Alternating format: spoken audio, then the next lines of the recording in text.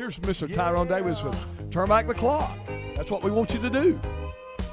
Don't be early for church tomorrow. Of course, that would probably be something new, wouldn't it? If I could turn back the clock, I'd like to go way back when our love was solid as a rock. I wish that we could start over again. I can't eat, I can't sleep. Girl, you messing with my mind. My days run into weeks. I've lost all sense of time since you've been gone. I find it hard to carry on, baby. Yes, I know I was wrong, but if I could turn back the clock, I'd like to go way back when our love was solid as a rock.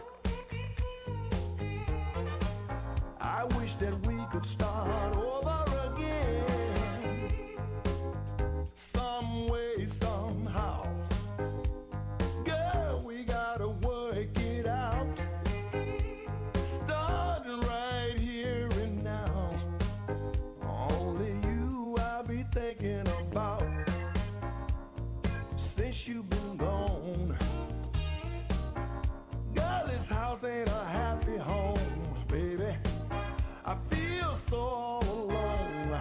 But if I could turn back the clock, I like to go way back when our love was solid as a rock. I wish that we could start all over again. Turn back the clock. I'd like to go way back when our love was solid as a rock. I wish that we could do it over again. Never thought I'd see the day, no, that you would take your love away. Oh no, if I could turn back the clock, I'd like to go way back when our love was solid as a rock. I wish that we could start all over again. Tyrone Davis for you with Turn Back the Clock. That's what we want you to do before you go to bed tonight. Way back when our love was solid as a rock. I wish that we could start all over again, baby. Yeah, we're going to take our last break, and then we'll get our last song on with the CBMA Award nominated songs. So we'll be back right after this. Tuesday, Wednesday, and Thursday are all three special days at Love's Fish Box in Kings Mountain. On Tuesday, it's a large whiting plate with all the trimmings for $6.99. On Wednesday, it's their flounder plate with all the trimmings for $7.99. And on Thursday, it's their 8-ounce hamburger steak plate with peppers and onions or mushroom gravy. Choice of potato slaw or salad and hush puppies for just $5.99. Love's Fish Box, 1104 Shelby Road, Highway 74 Business West in Kings Mountain. Open Tuesday through Saturday, 11 a.m. till 9 p.m. Hey, look, it's Gary Dellinger with Dellinger Electric. Gary, what's going on? Hey, Calvin, just stopped by to see how the new jingle was coming along. Well, as a matter of fact, we just finished it up. Want to hear it? Oh, I can't wait. Here we go. When it comes to your wiring, you don't want to monkey around. Call Dellinger Electric. They're the best electricians in town. Well, what do you think? I don't know. I mean, it doesn't even give her phone number. And monkey around? 704-435-0705. They're the best electricians in town. I don't have to pay for that, do I? Considering hardwood flooring for your home? Then head to Flooring America in Kings Mountain or Carpet One Interiors in Ranlow. Right now, at both locations, you'll find a big selection of in-stock hardwoods on sale, priced as low as $2.99 a square foot. That's right, only $2.99 a square foot at Flooring America, located at 602 Slater Street in Kings Mountain and Carpet One Interiors in Ranlow.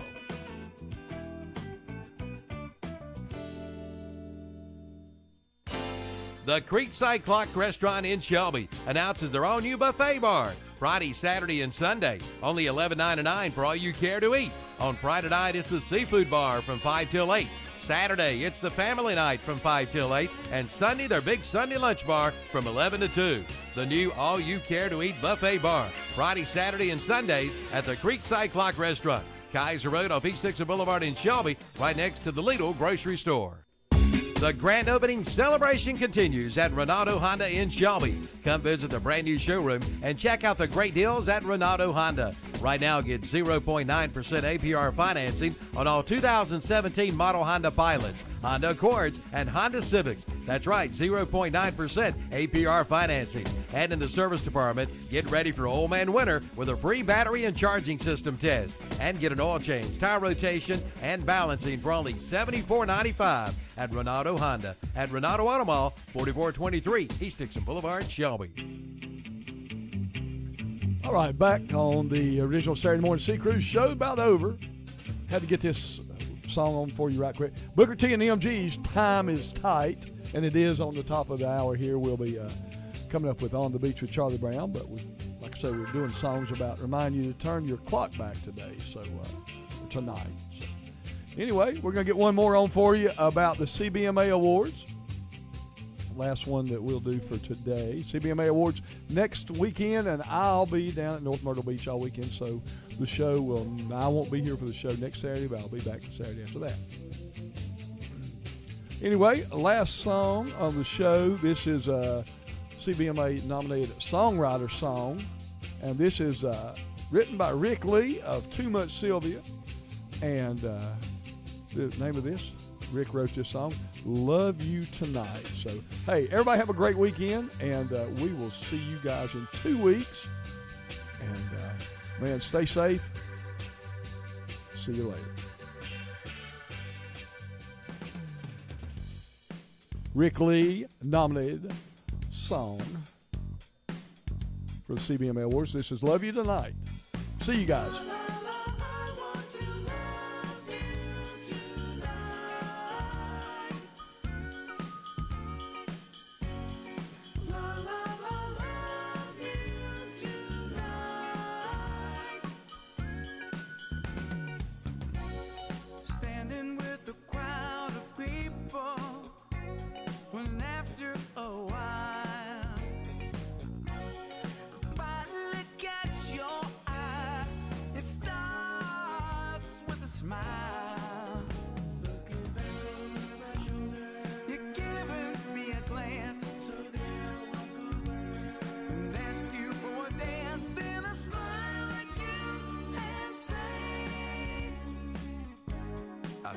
Take this chance.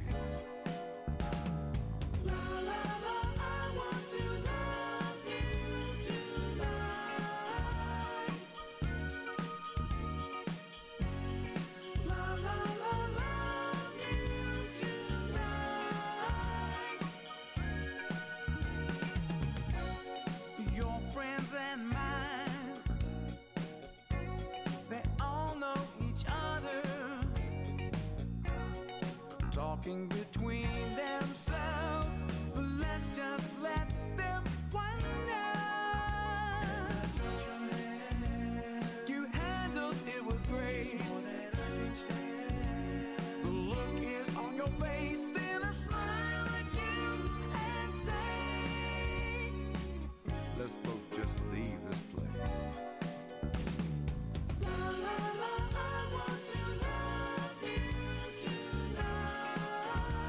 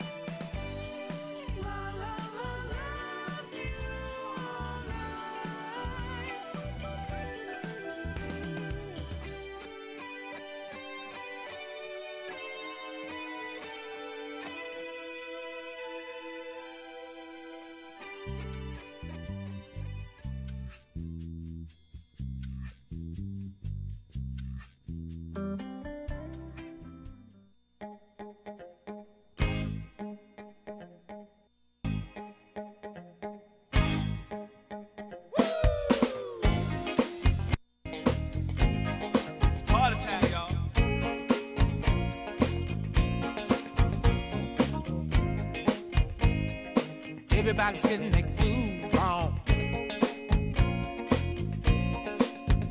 It's a party tonight. Everybody's in the mood. People are everywhere, drinking that gin and juice, and all the ladies looking good, yeah, with their new dresses on. Everybody's dancing, oh yeah. They don't wanna go home, oh no. We gonna party till the lights go out. Nothing but a party. We gonna party till the lights go out. Nothing but a party. The clock is ticking, tick tock. Baby, it's ticking fast. We having a good time, oh yeah. Tonight we're gonna make it last. Get your groove on, baby, yeah, like you never did before. But you can't party sitting down, oh no. You got to get out on the floor, baby. It's been a long week. It's time to have some fun. Forget all about your troubles. Let the party begun. You just may be with somebody's woman or somebody's man. We're not here to knock you. We just wanna dance. Party till the lights go out. Nothing but a party. We gonna party till the lights go out. Nothing but a party. We party so hard, yeah. All the smoke is in the air, and all the honeys are looking good. They are everywhere. You got to get it while the getting is good, yeah. Ooh, 'cause baby, I'm gonna get mine. 'Cause after the party, you feel better every time, baby. We gonna party till the lights go out. Nothing but a party. Hey, y'all looking good. Party till the lights go out.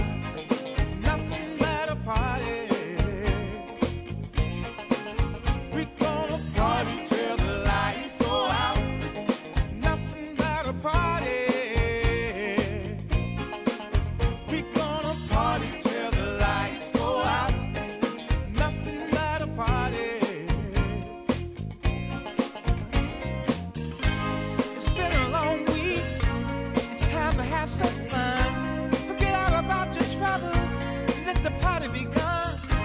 You just may be with somebody's woman or somebody's man. We're not here to knock you. We just wanna dance. For over 100 years, the Stamey Tysinger Funeral Home in Falston has been providing services to families of our community with care and compassion. And now the Stamey Funeral Home has added the Cremation Center along with a new name, the Stamey Tysinger Funeral Home and Cremation Center. The Stamey Tysinger Funeral Home and Cremation Center on Highway 182 in Falston, and the Stamey Funeral Home in Cherryville, located on Dixie Street in Cherryville, serving you with care and compassion in your time of need. Z-Max Racing Classics, Friday afternoons at 1 o'clock from the Performance Racing Network, right here on 1590 AM WCSL, Cherryville, Gastonia. For over 100 years, the Stamey Tysinger Funeral Home in Falston has been providing services to families of our community. For over 100 years, the Stamey Tysinger Funeral Home in Falston has been providing services to families of our community with care and compassion. And now the Stamey Funeral Home has added the Cremation Center along with a new name, the Stamey Tysinger Funeral Home and Cremation Center. The Stamey Tysinger Funeral Home and Cremation Center on Highway 182 in Falston, and the Stamey Funeral Home in Cherryville, located on Dixie Street in Cherryville, serving you with care and compassion in your time of need. Bill Shuford Heating and Air Conditioning in Shelby and American Standard Heating and Cooling presents the Set the Standard Sales Event now through November 30th.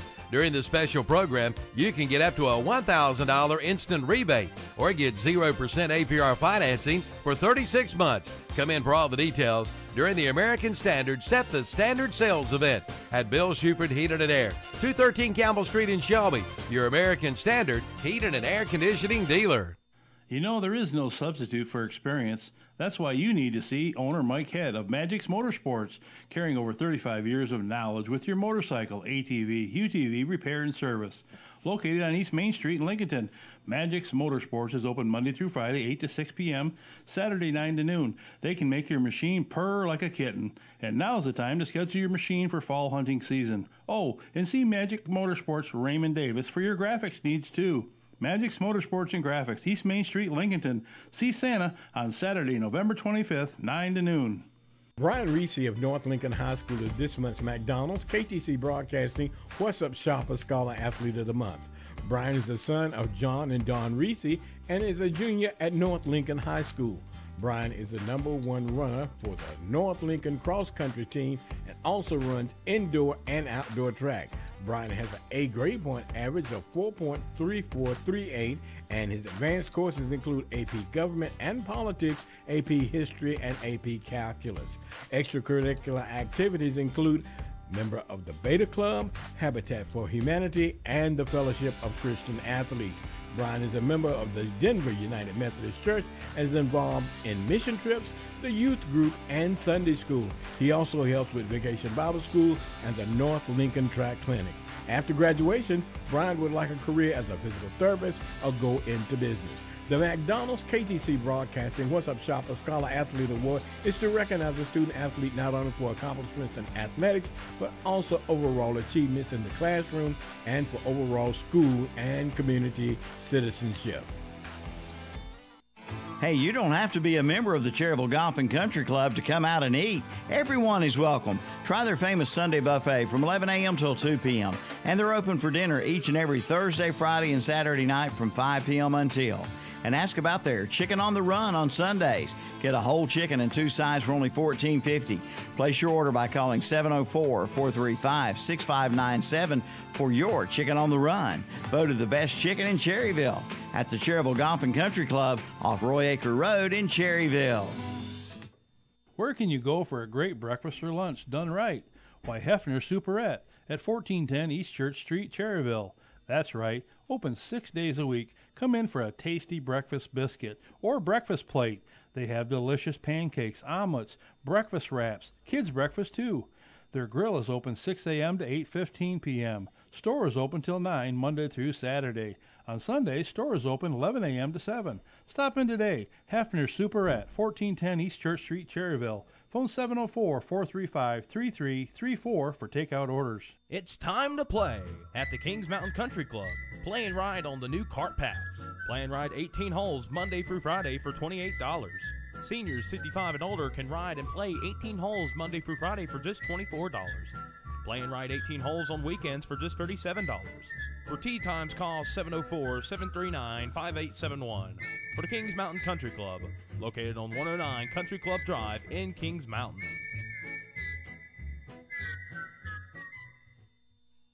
Hey friends, this is Milton Baker from Memory Lane Antiques and Finds in downtown Krause. You'll love the changes at Memory Lane, and there are more changes coming. If you have items to sell, come see us. We can sell the items for you. You just keep bringing in those great antiques and finds. Memory Lane will continue to offer you great one-on-one customer service for Foggy Morning homemade soaps, Happy Home flavorings, Howard Furniture Polish and Restore, barbecue sauce, relish, chow chow, and more. Come see us. Open Tuesday through Friday, noon to 6 p.m., Saturdays 10 to 3 at 2721 Old Highway 150 in Krause beside the post office. Call our new phone number at 704-240-4044. And see Memory Lane for gift cards great for Christmas giving. It's the grand opening celebration at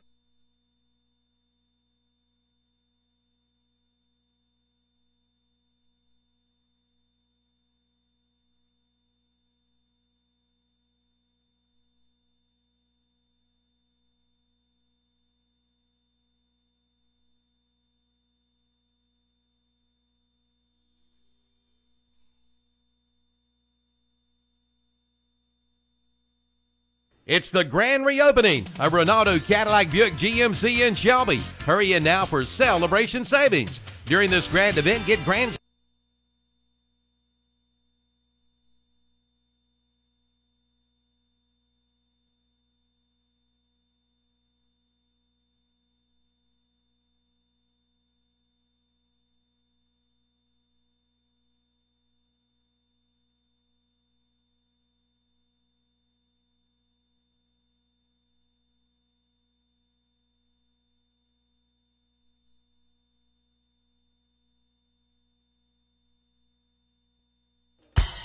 It's the grand opening celebration at Ronaldo Auto Mall. It's a grand event with grand...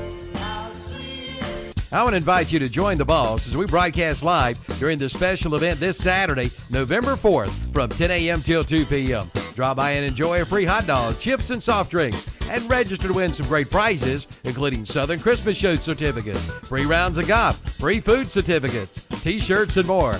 And be sure to visit Ronaldo Cadillac Buick GMC and register to win a self-propelled GMC riding toy truck. And check out the great deals at all three locations. Ask about special financing and huge discounts. So plan now to be there this Saturday, November 4th, during the grand reopening celebration at Ronaldo Cadillac Buick GMC, Ronaldo Kia, and Ronaldo Honda. All at Ronaldo Auto Mall, 4423 East Dixon Boulevard in Shelby.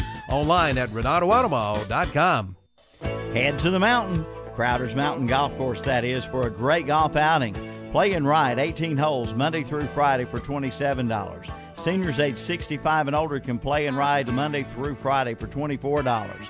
Play and ride weekends and holidays for $37. After 1 p.m., play and ride for $32. Make your tee time today at 704-734-0383 for the Crowder's Mountain Golf Course. Play at the mountain today. Honey, I am officially on break. Huh? This cold McDonald's McCafe drink is really chilling me out. Oh, me too. I'm officially on break from worrying about the weird sound coming from the garbage disposal. And I'm officially on break from having to think about cleaning out the garage. You've been thinking about that for 3 or 4 years. Yeah, it's about time I had a break from thinking about it.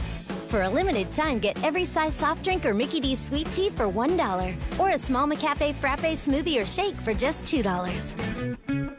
Prices and participation may vary. A la carte only.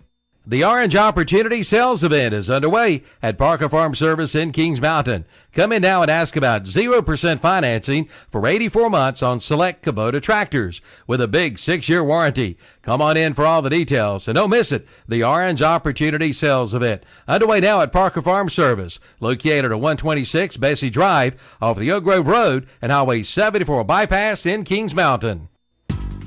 Now, for a limited time, Hendrick Appliance and Mattress Center in Shelby presents the I'll Take All the Help I Can Get sale. Save up to 30% on select GE appliances with time-saving features. Save over $650 on a GE 30-inch slide-in front control electric convection range. Save over $100 on a GE stainless steel interior dishwasher with hidden controls.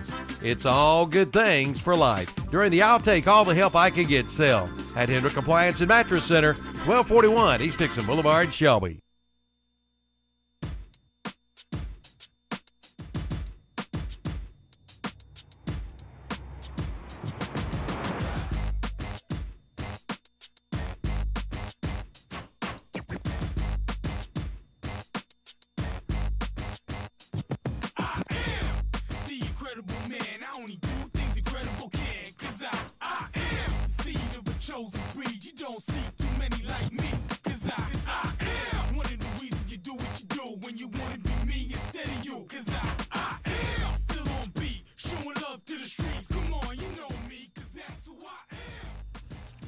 And good morning, ladies and gentlemen, and welcome once again to Campers in Sports Talk here in the KTC Broadcasting Studios in Cherryville, North Carolina. I'm Evan Ludwig, and we got a full house today here as everybody's eating on those Mitchem Kitchens biscuits, as we've got Terry Reinhardt as always. And joining us today is the voice of the Burns Bulldogs, Tom Cinefani, and Bessemer City baseball head coach and voice of WLON 1050 AM football, Philip Russ. How are you guys doing today? Doing good, Smoke. Good to see you this morning. Good to be here. Good to see all you guys here. And we have finished the regular season of high school football, but now we start the playoffs, so it's a whole different type of season now, fellas. Yeah, it's definitely a whole type of different season now. A lot of teams are sitting back wondering, do I make it, do I not? Hey, going into new confines is how I look at it with Max Preps, deciding whether you're going to get in or whether you're not, or how they judge this. I still want to see that scenario of stuff that they have to go through that gives you a plus or a minus rating on who you beat and how you beat them and how much the point difference. I mean, there's a lot of things got to go into that. But, Philip, what do you think, coming into today? Well, I'm going to tell you, there's going to be several people, once they get the drop down from the Max Preps ranking, I think there's going to be a lot of coaches that are either going to be really upset or really, really shocked. I've heard of rumors kind of dance around that a 1-win team would make the playoffs, and I've also heard that a 7-4, 7-3 team down the East was going to get the boot, and a 4-win team would get in. So this playoff ranking, I know they're trying to do it. They're trying to figure out a best way. I think Coach Cloninger said at one time was the best way would be to draw a line to find what is the West, what is the East, and then go from there. Each year you have those teams that sit in limbo. They either go East this year, they go West this year. But if you were to draw a defined line, I think that is the first start to making it a little bit more simplified to get everybody in the right way. I know they play with this every year. This time it's more of a outsider coming in, going to step in and help the North Carolina Athletic Association determine the playoff seedings. But I really feel like that criteria, that ranking system, whatever the algorithm is that builds that into their computer with the numeric stuff, it's going to leave some people rubbing their head here in a little while, and it's going to leave some people extremely excited about their opportunity. Well, Tom, I'm going to ask you why he's mentioned stuff like that.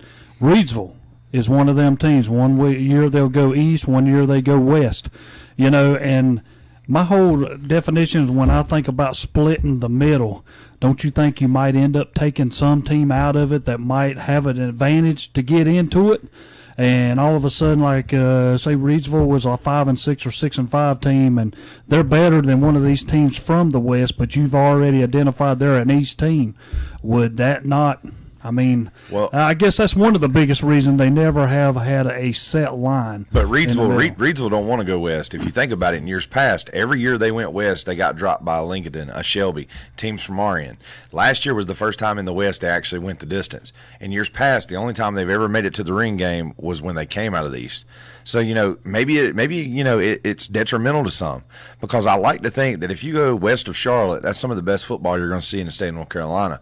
If you go toward the east, things are different. Just depends on where you locate. You may be in a very heavy offensive area.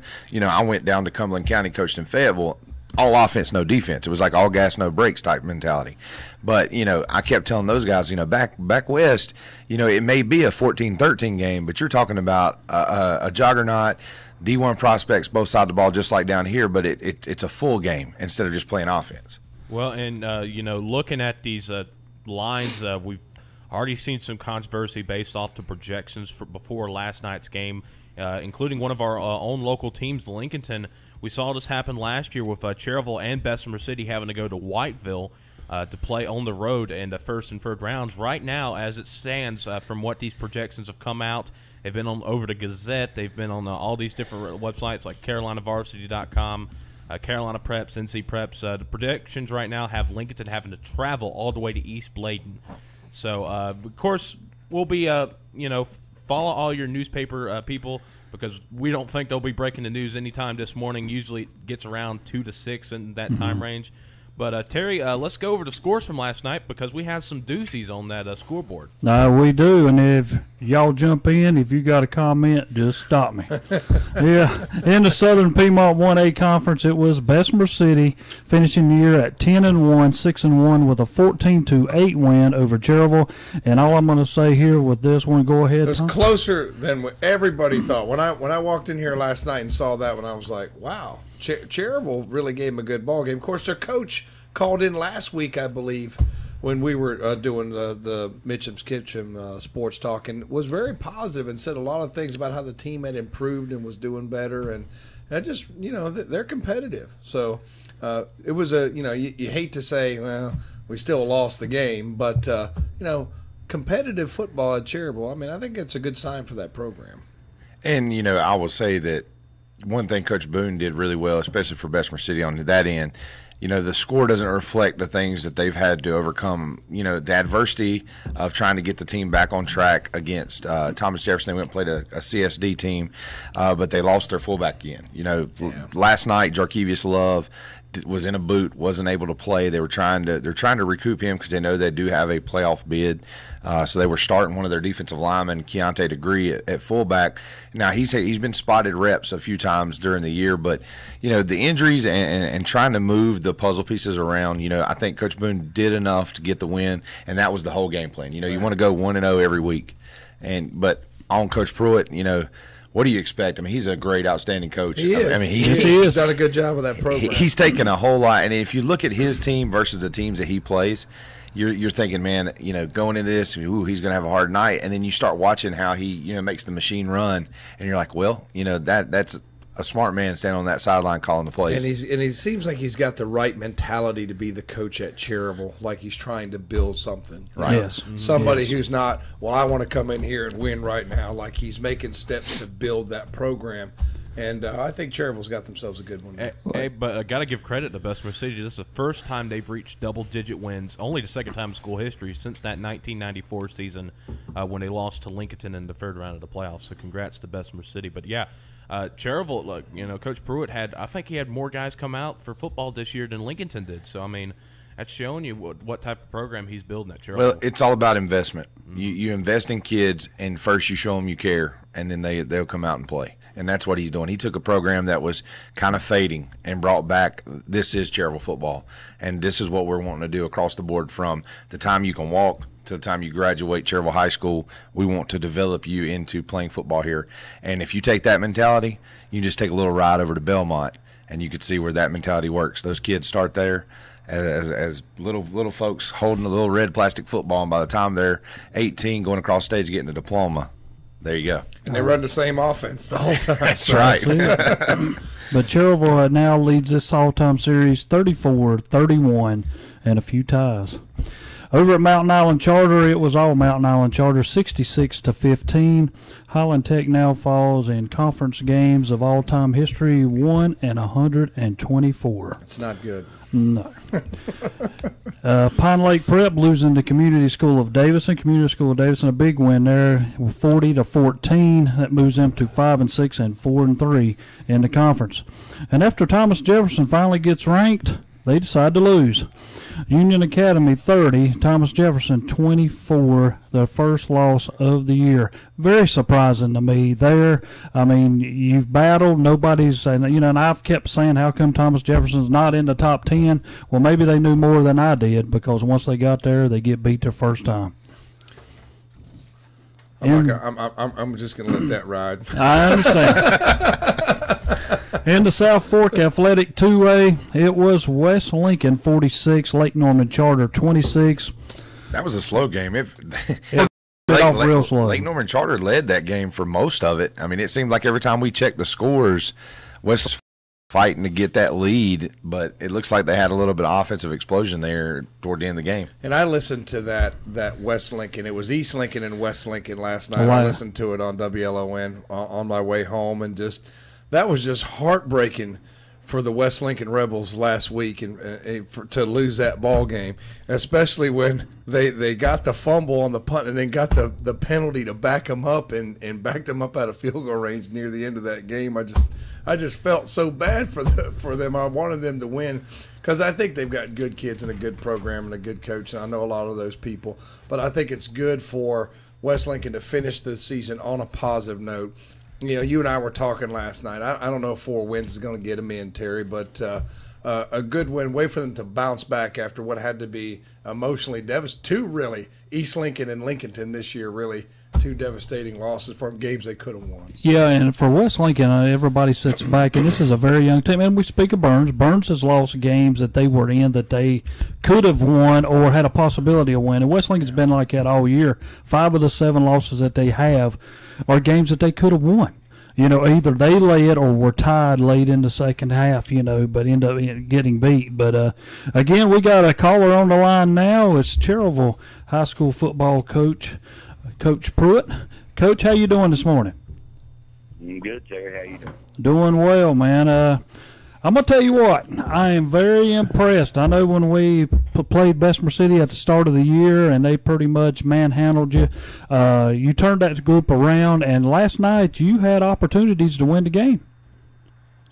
Well, we played what is the two highest teams who tied for our conference, and we had the ball with a chance to win both games in the fourth quarter. So, that's at the beginning of the year and the end of the year, and I think, I think you referenced our record. I think you said Cherryville leads there right when I turned the radio on. I know that's up the other way.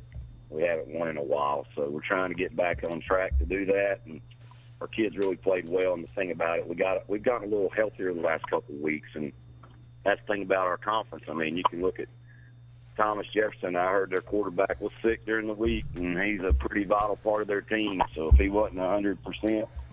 And that kind of slows them down, obviously. And you go through and play Bessemer and Mountain Island Charter on back-to-back weeks, and then you got to go drive 3 hours to go play. I mean, it's a grind, and that's what this season is. It's a grind. It's a marathon, and our conference is pretty tough in that regard. And I think many teams in our conference can make some noise in the playoffs.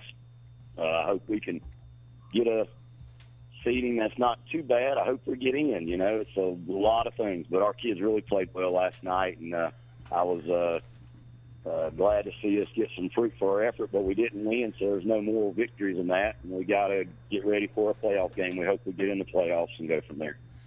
Coach, do you find it hard trying to prepare for a team that you've already seen? I mean, you have two games in which you go against the same team, and it's a conference opponent, one non-conference game, one conference game. Does that change up anything you do planning-wise in preparation for something like that?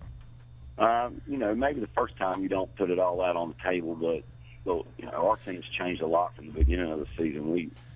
At one point this year, we had 9 starters out. We need that back to about maybe 6 or 7 out right now. So with that said, I think you prepare each game a little different. The thing about Brian, he moves his personnel around and gives them the best position. I mean, he played with Damian Butler on defense last night. Good athlete. I hadn't seen him there, and they try to keep the ball in front of them and not give up the big play, and they were able to do that. But we did get some yardage down the field. But didn't see you last night, Philip. I apologize for not getting to see you and speak to you. But I mean, they're hard to handle.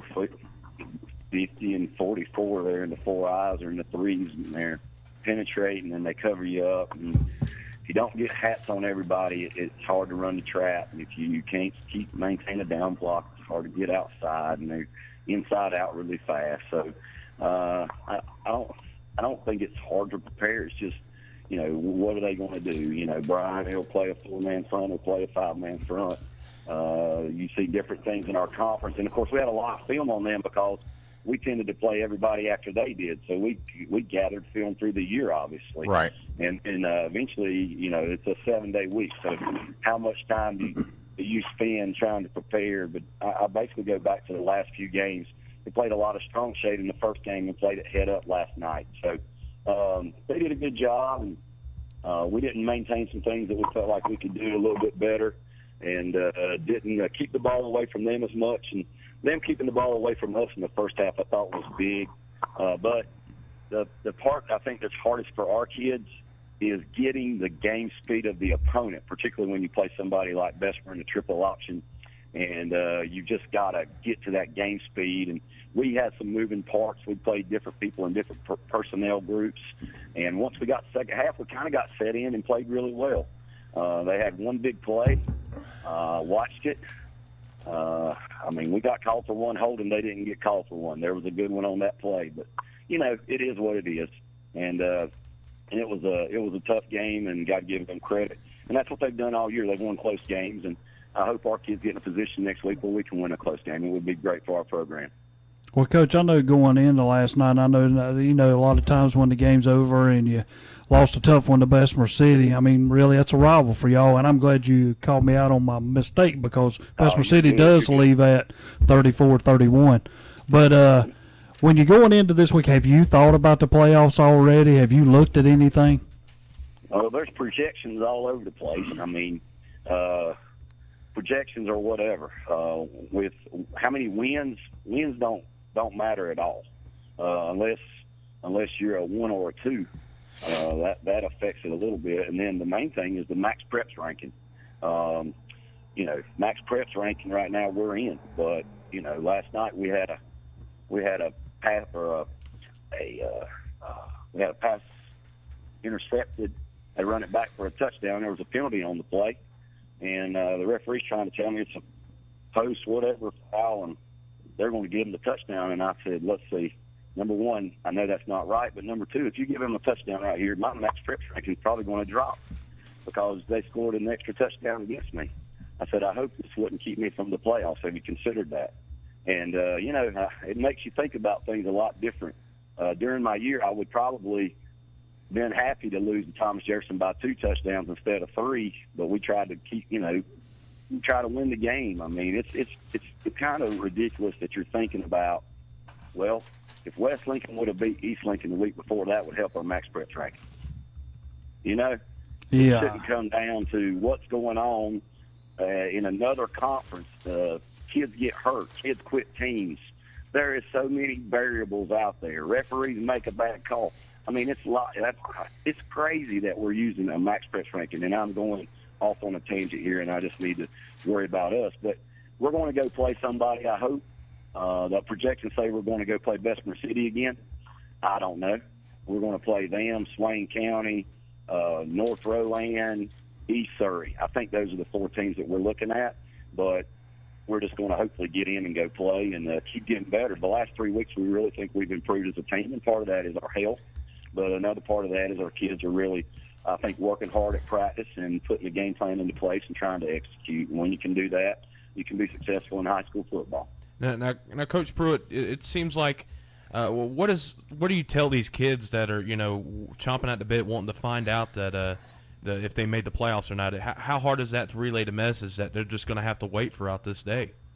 It's a process. I mean, it used to be a little easier. It used to be in the book, and you could figure out the number 1 from this conference plays the number 3 from that conference, and so on. Not as many teams got in and stuff like that, but it's just the process. For me, I've got a all-conference meeting this morning, so that's going to take some of my day. And then this afternoon, I'm supposed to drive down to Wingate to see Daniel Owens play senior day. And if I don't know who I'm playing before then, it's probably going to be this evening, 9 o'clock, 10 o'clock, before I get film traded and start working on our opponent. If it's Bessemer City, that's going to be easy work. I think we don't even have to trade film. I think we're good to go. But if we play somebody that I haven't seen, which all those other teams I haven't seen, it will make for an interesting couple days to get prepared for Monday's practice. But the kids just are patient, and they're high school kids. Hopefully they get away from the game on days like this and can get that out of their mind. But I think our kids are excited about the opportunity to go in playoffs and win a football game. So our goal is to win a state championship. We've got a ladder here. It's got 5 steps. First step is round 1. 5th step is the state championship. We'll paint it up on Monday. It'll be in the locker room by Thursday. Everybody will sign it, and hopefully we'll add a team name on the first step and keep going. I think it's been a long time since a team in Cherryville's played the Thanksgiving. I think there's only been 1. So we want to try to do that first, and it's a great thing to practice on Thanksgiving. But with that said, there's a lot of steps between here and there. Well, Coach Pruitt, we want to thank you for coming on here this morning, taking your time to talk to us, and we hope that we get to see Cherryville in the playoffs next week. And we want to wish you luck for the rest of this year. Hey, I appreciate it. Thanks for all you guys, all that you do for our guys and our sports and our teams around here. And look forward to listening to y'all as I head over to the all-conference meeting. All right. Thank you very much, Coach Pruitt. All right, thank you. All right. Once again, if Cherryville does make it to the playoffs, which it is a possibility, we will have that game on WCSL 1590 AM next week. Milton Baker, Danny Aker will be on the call for that one. So as of right now, folks, it does look like Cherryville is going to make it possibly. They will have to go on the road. We're going to take a quick timeout, and when we come back, we're going to continue to talk more high school football including last night's big games in Gaston County and Cleveland County with Kings Mountain against Crest and South Point against Shelby. We'll also be talking some NFL. Trade deadline was actually eventful for once in the NFL. NASCAR had some heated exchanges after the race last week. NBA season just starting, and we have crowned new World Series champions, and Sports Illustrated was actually right for once. We'll talk all of that stuff when we come back right here on Campers Inn Sports Talk with Mitchem's Kitchen.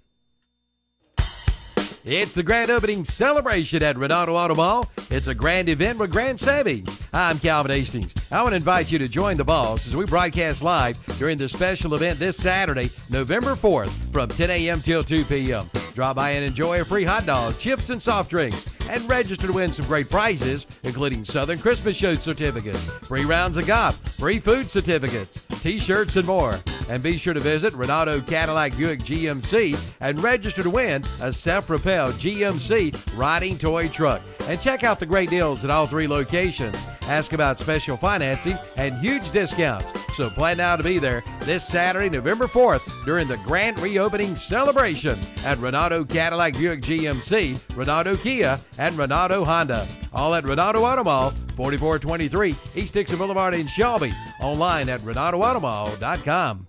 There is nowhere for Bell to go. The NASCAR Camping World Truck Series playoffs. Oh, man, he got slammed at the exit of turn number 2. Race 4 and the final 6 will bang fenders in Martinsville. And now Christopher Bell, he wants out of that deal. He gives a real shot in the back bumper to Austin Cindric. The Texas Roadhouse 200, presented by Alpha Energy Solutions. Cindric spins up off of turn number 2. Saturday at 12:30 on the Motor Racing Network. The Texas Roadhouse 200 NASCAR Camping World Series truck race from Martinsville, Virginia. Saturday, October 28th at 12:30 on Big O Country, 1590 AM WCSL, and online at KTCBroadcasting.com.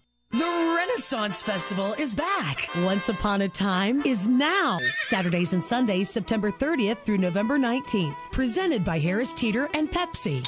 12 stages of nonstop entertainment. Because it is just so much fun for everybody in the family. It doesn't matter what age you are. A medieval amusement park, comedy, daredevil antics, and giant roasted turkey legs. We love the Renaissance Festival.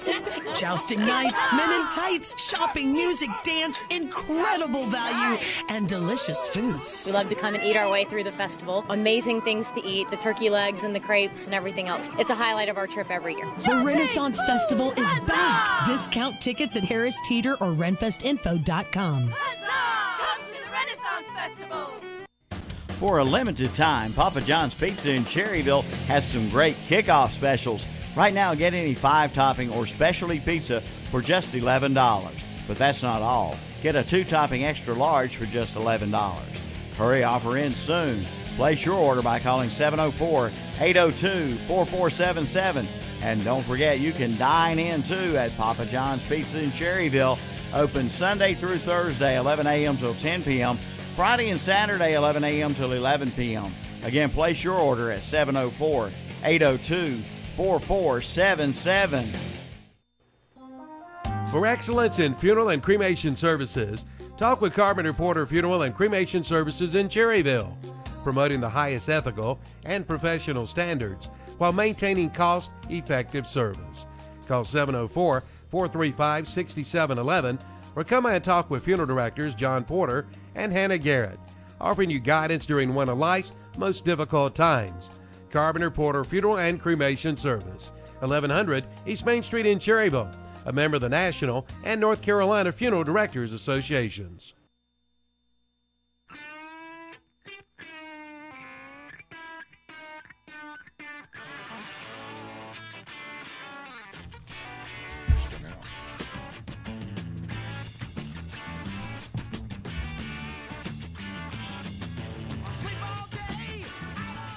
And welcome back to Campers Inn Sports Talk, presented by Mitchem's Kitchen, as they provided our breakfast this morning. Going to get back into the high school football talk. Want to thank Coach Pruitt of Cherryville High School for dropping on in and Colin asking our questions. As Cherryville, we were saying, it's a slow process, but Cherryville is slowly getting better under Coach Pruitt. Already improved their win total over last year and looking to make the playoffs for a second straight year. And Smoke, I agree with you. I appreciate what Coach Pruitt is doing. And one thing I like about him, he's honest. I mean, he's to the point every time he calls in here to us about whether offense played good or, I mean, he's even blamed himself. And I love coaches who do that, saying, hey, it was my fault. You know, and that's all you can ask.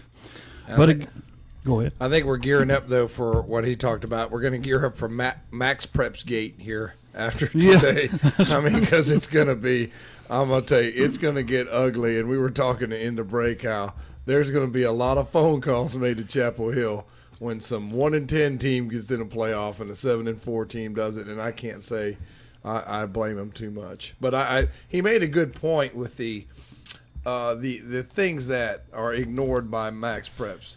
This team lost a player. That team it was in a game, and the referee, there's a call that maybe could have swung the game, and da-da-da-da-da. Those are good points. And you don't see that on Max Preps, and that does happen. You know, that's spoken like a guy who's watched a lot of football because he knows that kind of stuff happens. And, Tom, my whole dealing behind that, I mean, is that in the criteria or how many points you beat somebody and how many points you gave up? See, to me, that is totally wrong because you're asking me right then, if I'm up 40-0, to leave my starters in and drill you. Here's the better part. There's another algorithm piece that they've actually, somebody figured this out and put this out, and it made people go nuts. Basically, they find a team, let's say, like I was trying to explain last night, you find a team like Lincoln. It meets the 2A classification. They actually search the country and find teams that are similar to Lincoln with similar size, similar demographics, and then they compare Lincoln to, say, a team from Mississippi, Texas, California, New York, and they bring that into to the ramification of putting it together. I'm looking at the 3A rankings right now. How do you decide that the strength of schedule is a negative figure? You have Lee County, a negative 3.4 on strength of schedule. So they're below 0. So they should have a cakewalk. They should have been undefeated based on what Max Preps values. Then you have a team like D.H. Conley that plays out east. They're a negative 0.5. You know, and then you have Charlotte Catholic, who I feel like plays a pretty tough conference. Yeah. They're only at 18.9 strength of schedule. The highest strength of schedule in 3A, if you scroll down, it is Weddington at 23.8. So Weddington, by far, by Max Preps, plays the hardest schedule in 3A in the state of North Carolina. And they actually, you know, they've traveled the crest this year. So I think that actually is a pretty good strength of schedule there. But if you look at Kings Mountain plays Shelby, Crest. They play some really top teams. They only are 10.6. So when you think about that, you start tying it in. They play a 4-time state champion. You know, they play Crest, who's always in the playoffs. And they play a 2A 4-time state champion. I would like to see how they strengthen that game against Kings Mountain being 3A. All right, y'all. On further scores, we'll go back to the South Fork Athletic 2A. We already mentioned that West Lincoln beat Lake Norman Charter 46-26. In Maiden, over at Lincoln, then come over, and Maiden comes out on top 28-21. Lincoln led that game 14-0. Then Maiden comes from behind to win 28-21. Maiden finishes at 11-0. And 7-0 in the conference. That's the second straight year they've won the conference championship. And the last year it was shocking because we all thought it was going to be Lincoln. Yeah, and that's when they went down to Lincoln and scored 65 against them. But over at Bandy's, it was Bandy's and Smoke. I'm going to tell you, there's another team. And when I put in Burns and West Lincoln and North Lincoln of games that they have been in that they could have won, that they've come up short, Bandy's comes out on top 53-50. Every time I looked at a score, it was swapping. I bet they had more lead changes in this game than any game that we had. Yeah, you know, this has been the story for North Lincoln on all year long. The offense has been possibly the best that North Lincoln has ever had, easily the best since 2007 when they made it to the third round of the playoffs. It's just the defense is not there. They don't have the talent on defense to stop anybody. They can't stop anybody to save their lives. And you know, guys like my dad and a couple others, Coach Snyder, Coach Pack, you know, they're defensive players on JV, but they don't want to bring them up too soon. They want to, you know, develop them in JV. And the middle school's good too. Yeah, the middle school's real good too. It's just I think people were having high hopes coming into this year's North Lincoln because they thought, some of them thought, you know, hey, we're going down to 2A, we've been in 3A, it's automatically going to get better. It hasn't, because the program's been in a lull for nearly 10 years minus 1 year. And I just think it's going to take a process. It's going to take 2 to 3 years. Now, the record stayed the same from this year to last year, but I could definitely tell a night and day difference under Coach Pack in his first year, and I think it's going to get better. Now, unfortunately, you lose a guy that you wish you didn't have to lose in Reed McCrory, because it would have been interesting to see what he would have been able to do if he was under Coach Pack's system for another year. But I think you got guys like Zach Rhodes, Clayton Cribb still that are going to be a part of this offense for a good bit while. I mean, Clayton Cribb is possibly going to be a Division I athlete. So yeah, he's getting courted real heavy by a lot of the service academies, from what I've been told. Army, Navy, extremely. I think he's been on a visit to Navy. Yes. He goes on a visit to Army soon. Wake Forest is in there in the mix. Talking with his dad a little bit before some of those North Lincoln games, he's got the interest, and really he's got the talent. But my biggest thing for Coach Pack and those guys is you better hope that the Max Preps really takes into effect the points for, because one thing North Lincoln has done this year, they have probably outscored everybody in the area every game and still lost. You're talking about 40, 50, sometimes 60 points a game. I mean, they're racking up the offensive stats, the offensive points. So when you look at that, offensively, North Lincoln, one of the top teams in the area. But defensively, they're subpar, below average. So definitely offensive side of the ball just got to keep charging along. Defensive side, most time your teams defensively are better than your offense. Your offense is always slow, but it's a flip. And I think that's because Coach Pack's a really good offensive coordinator, and that's what he's done for several years now. He's the head coach, and I think that's starting to be seen on the field that, he can run an offense. Well, and right now the coaching staff's pretty short right now at North Lincoln. Pack's had to be the offensive line coach throughout the whole year, and they don't have as many people as, like, say, in East Lincoln or Lincolnton right now. So it's a process, but I know the guys at North Lincoln know they're not making the playoffs this year. It's just 5 games where they've lost within 7 points. If they could have won half those games, we might have a little bit of a conversation. But unfortunately, that's what you get when you have young teams. And, Tom, I know you've seen it throughout this whole year with Burns as well. Yeah, the Alexander Central game for Burns was close. The Hendersonville game, they lost in overtime. Stuart Kramer, they only lost by a touchdown.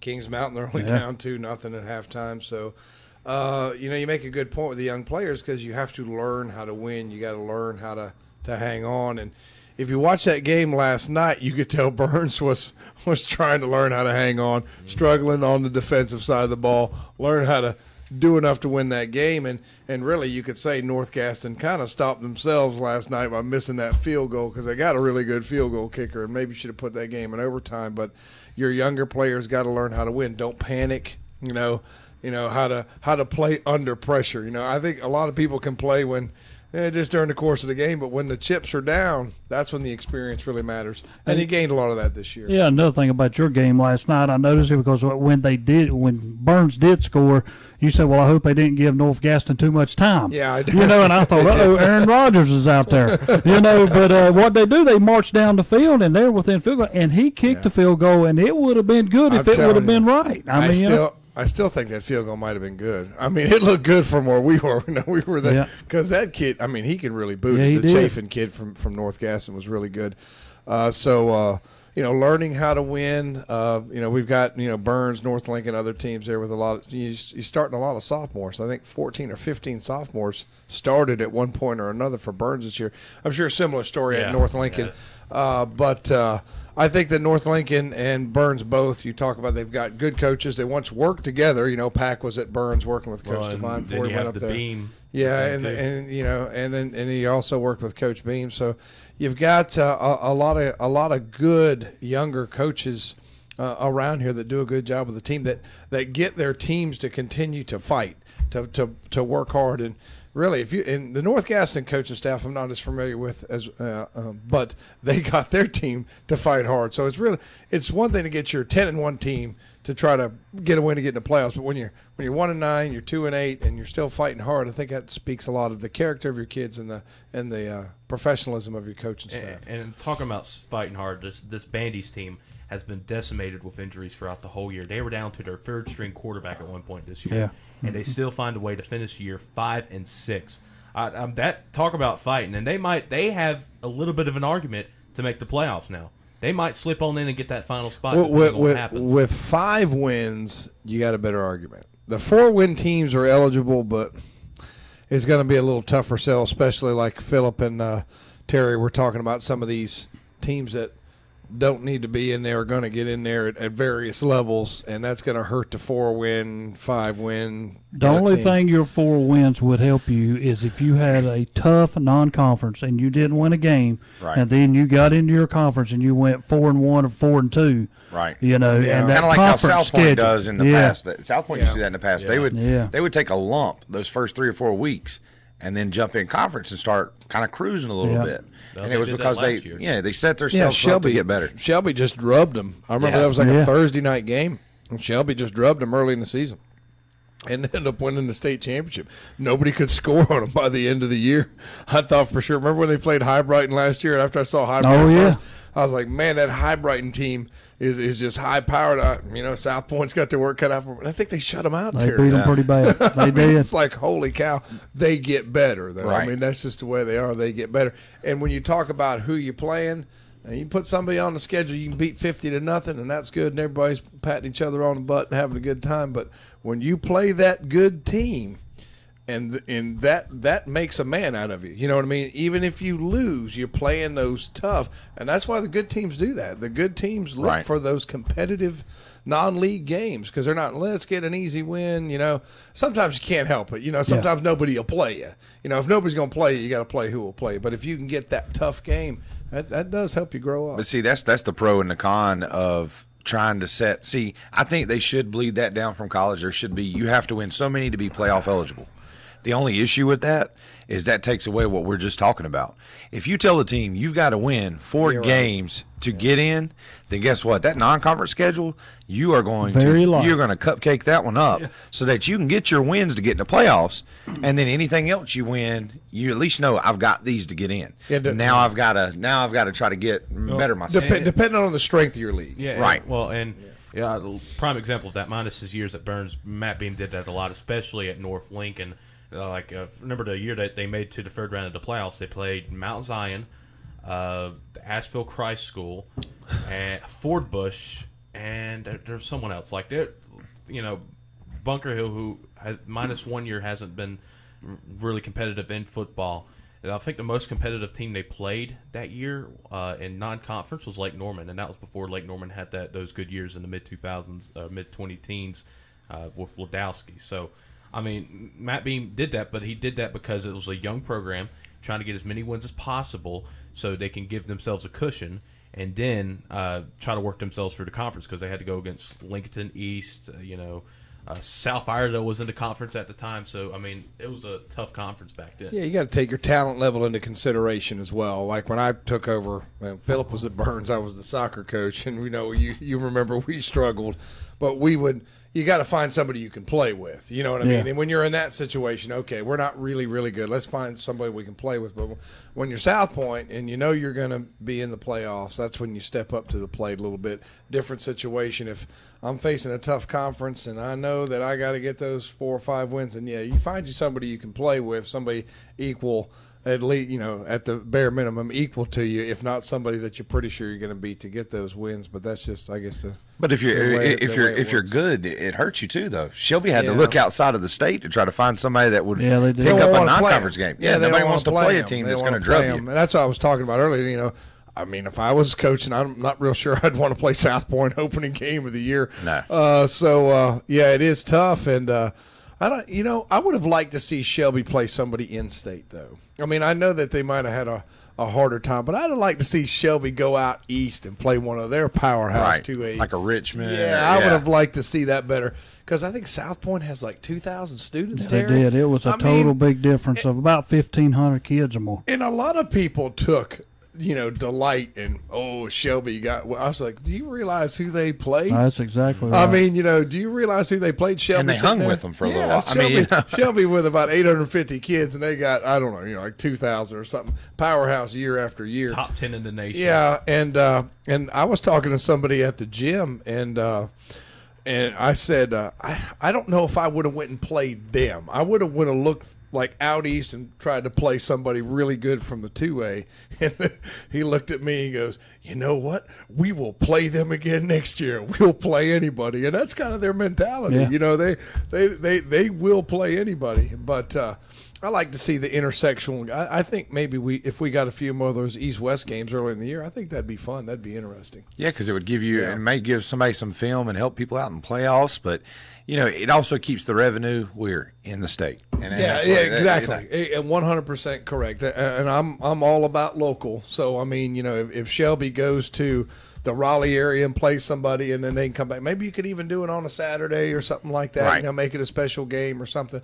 But I'd like to see more of that North Carolina East-West, and I think it would be good. It would be. I think you'd draw some pretty good crowds for those games. All right, continuing scores from the South Fork Athletic 2A, the battle for second. In the conference was Newton Conover coming out on top of East Lincoln 39-21. It was a game that Newton Conover jumped out 32-7. East Lincoln did not have enough to come back this time as they come up short again, 39-21. East Lincoln finished 6-5, 5-2. Newton Conover 9-2, 6-1. And when you take both of those teams in aspect, they lost to Maiden. East Lincoln did in overtime by 1, and then Newton gets beat on a 3rd and 28 for a touchdown. East Lincoln really came back this year, though, because I left them for dead early. North Gaston beat them early in the year, and I thought that they were going to just have a horrible year, but they ended up 6-5. Looks like they're going to be in the playoffs. It's another school with a new coach. Just kind of, I think it took him a big part of the season to finally get the kids to see this is my style. Coach Bias leaves. He kind of had his style. Now, Coach I can't even pronounce his last name. Lubowitz. He comes in, and I think the kids finally bought into his style of play.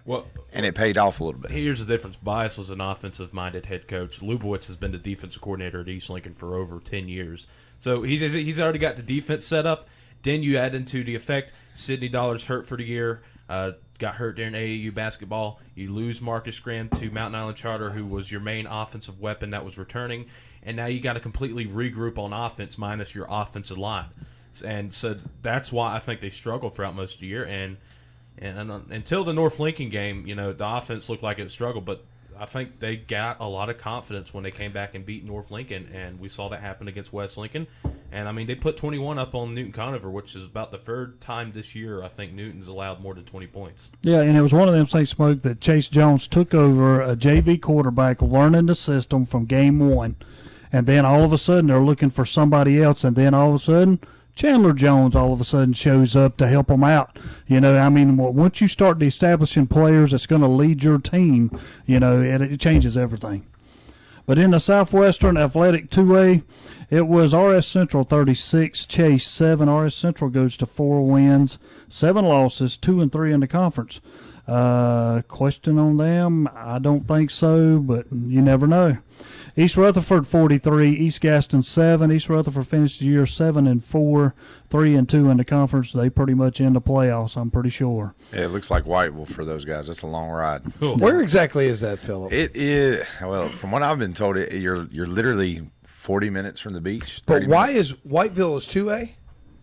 They were 1A last year. Yeah, they were 1A. Yeah, but why would East Rutherford? They're 2A this year. Yes. They're going to put them in the West? Based on ADM.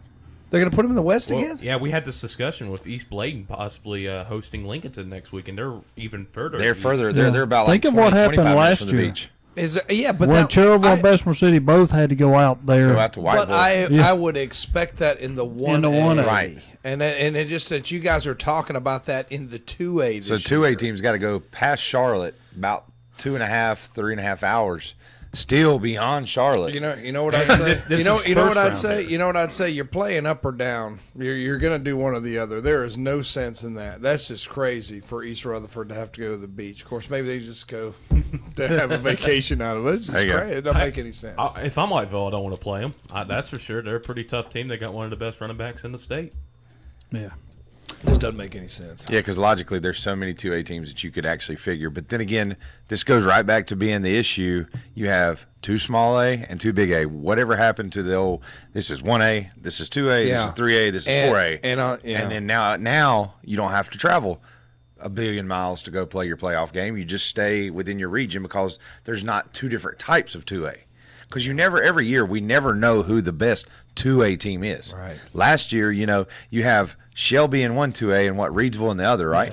That's And right. so what they should do ultimately, that should be, all right, that's your regional game. Now those two teams have to play for the overall 2A state title. And what I wouldn't like the Grand Champion Award. Exactly. What I wouldn't mind seeing, like 1A, band. 2A, 3A, 4A, private and charter. Exactly. Do 5. If you're a private and you're a charter and you can recruit, Mountain Island Charter takes East Lincoln's best player. Can East Lincoln take their best player? Nope. No. You can't do that. So if you're going to let one school take my good player, that's fine. That's the state of North Carolina's made its laws, and the law is the law.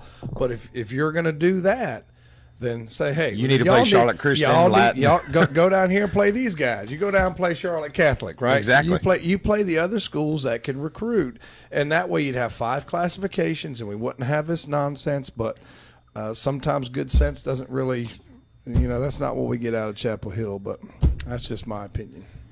Elsewhere in the Southwestern Athletic 2A, it was the battle for first, and after a blocked punt, it was all South Point. As South Point defeats Shelby 35-15. South Point finished 11-0 and 5-0 on the year. In the Northwestern Foothills 2A Conference, it was East Burke picking up win number 2 for them for the year, a 21-12 win over Drone. High Brighton, the battle for first in the Northwestern Foothills 2A was no contest. High Brighton 35, Patton 0. Fred T. Ford wins game number 8 for them for this year. Fred T. Ford 42, West Iredale 20. Coach Miner's doing a great job up at Fred T. Ford in a couple of years he's been there. In the Big South 3A Conference, it was the Victory Bell going back to Hunter Huss, a 38-21 win over Ashbrook. It was Burns defeating North Gaston 36-33. Coach Tom Centofanti had the game, and a few times I felt low for him, but then at the end he was happy as could be. I hope he didn't catch. I remember when they fumbled 3 times in a row in that game. Did you watch where they fumbled on offense, and then they fumbled a kickoff, and then they fumbled the next kickoff, and I heard myself said, "Get on the ball." I was like, "Wait a minute, you're not coaching this game, Tom." So I mean, it was just frustrating there for a while. I mean, wild game. It was just too bad that both those teams weren't 9-2 instead of 2-9. You know what I mean? Because it would have been a lot more fun, because that was a game that had a playoff feel to it, because they were just back and forth. And when it's over, it's like, all right, season's over. That's it. But great ball game. Congratulations to Burns getting that win.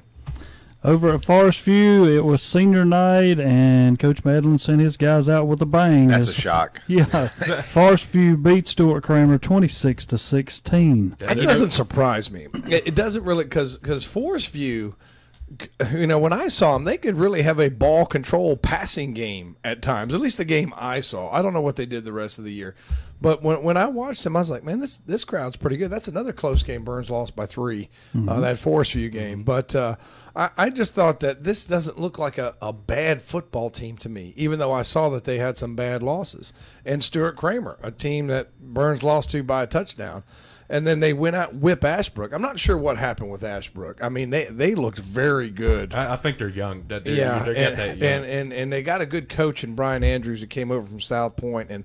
And Gaston County, that red bone style triple option offense is just, I think the guys at North Gaston are part of that South Point coaching tree, I believe. Yes. Yeah. And you see that offense all over Gaston County, but. There was a close game of North Gaston and Ashbrook last week. So, I mean, you just never know what's going to happen with these Gaston County teams. And then you got Stuart Kramer. One thing you brought up, the coaching tree, how it expands. That is pretty much a lot of Medlin staff that left Forest View went over to Stuart Kramer. So it's kind of like maybe in that game there's a little bit of not anguish, but there's kind of like, for Stuart Kramer, you may be pressing too hard.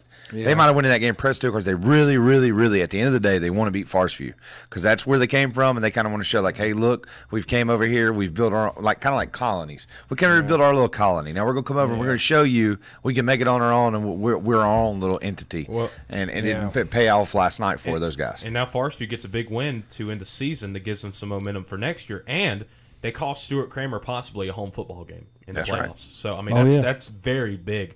Because this is Stuart Kramer's year. I feel like that they felt this was their year to make a deep run, and because they got such a senior-heavy team, and it hasn't gone as exactly as planned. They're 7-4, but they made to jump into a harder conference. But they have won some key games too, though. They may have some losses, but to go and to beat a Hunter Huss.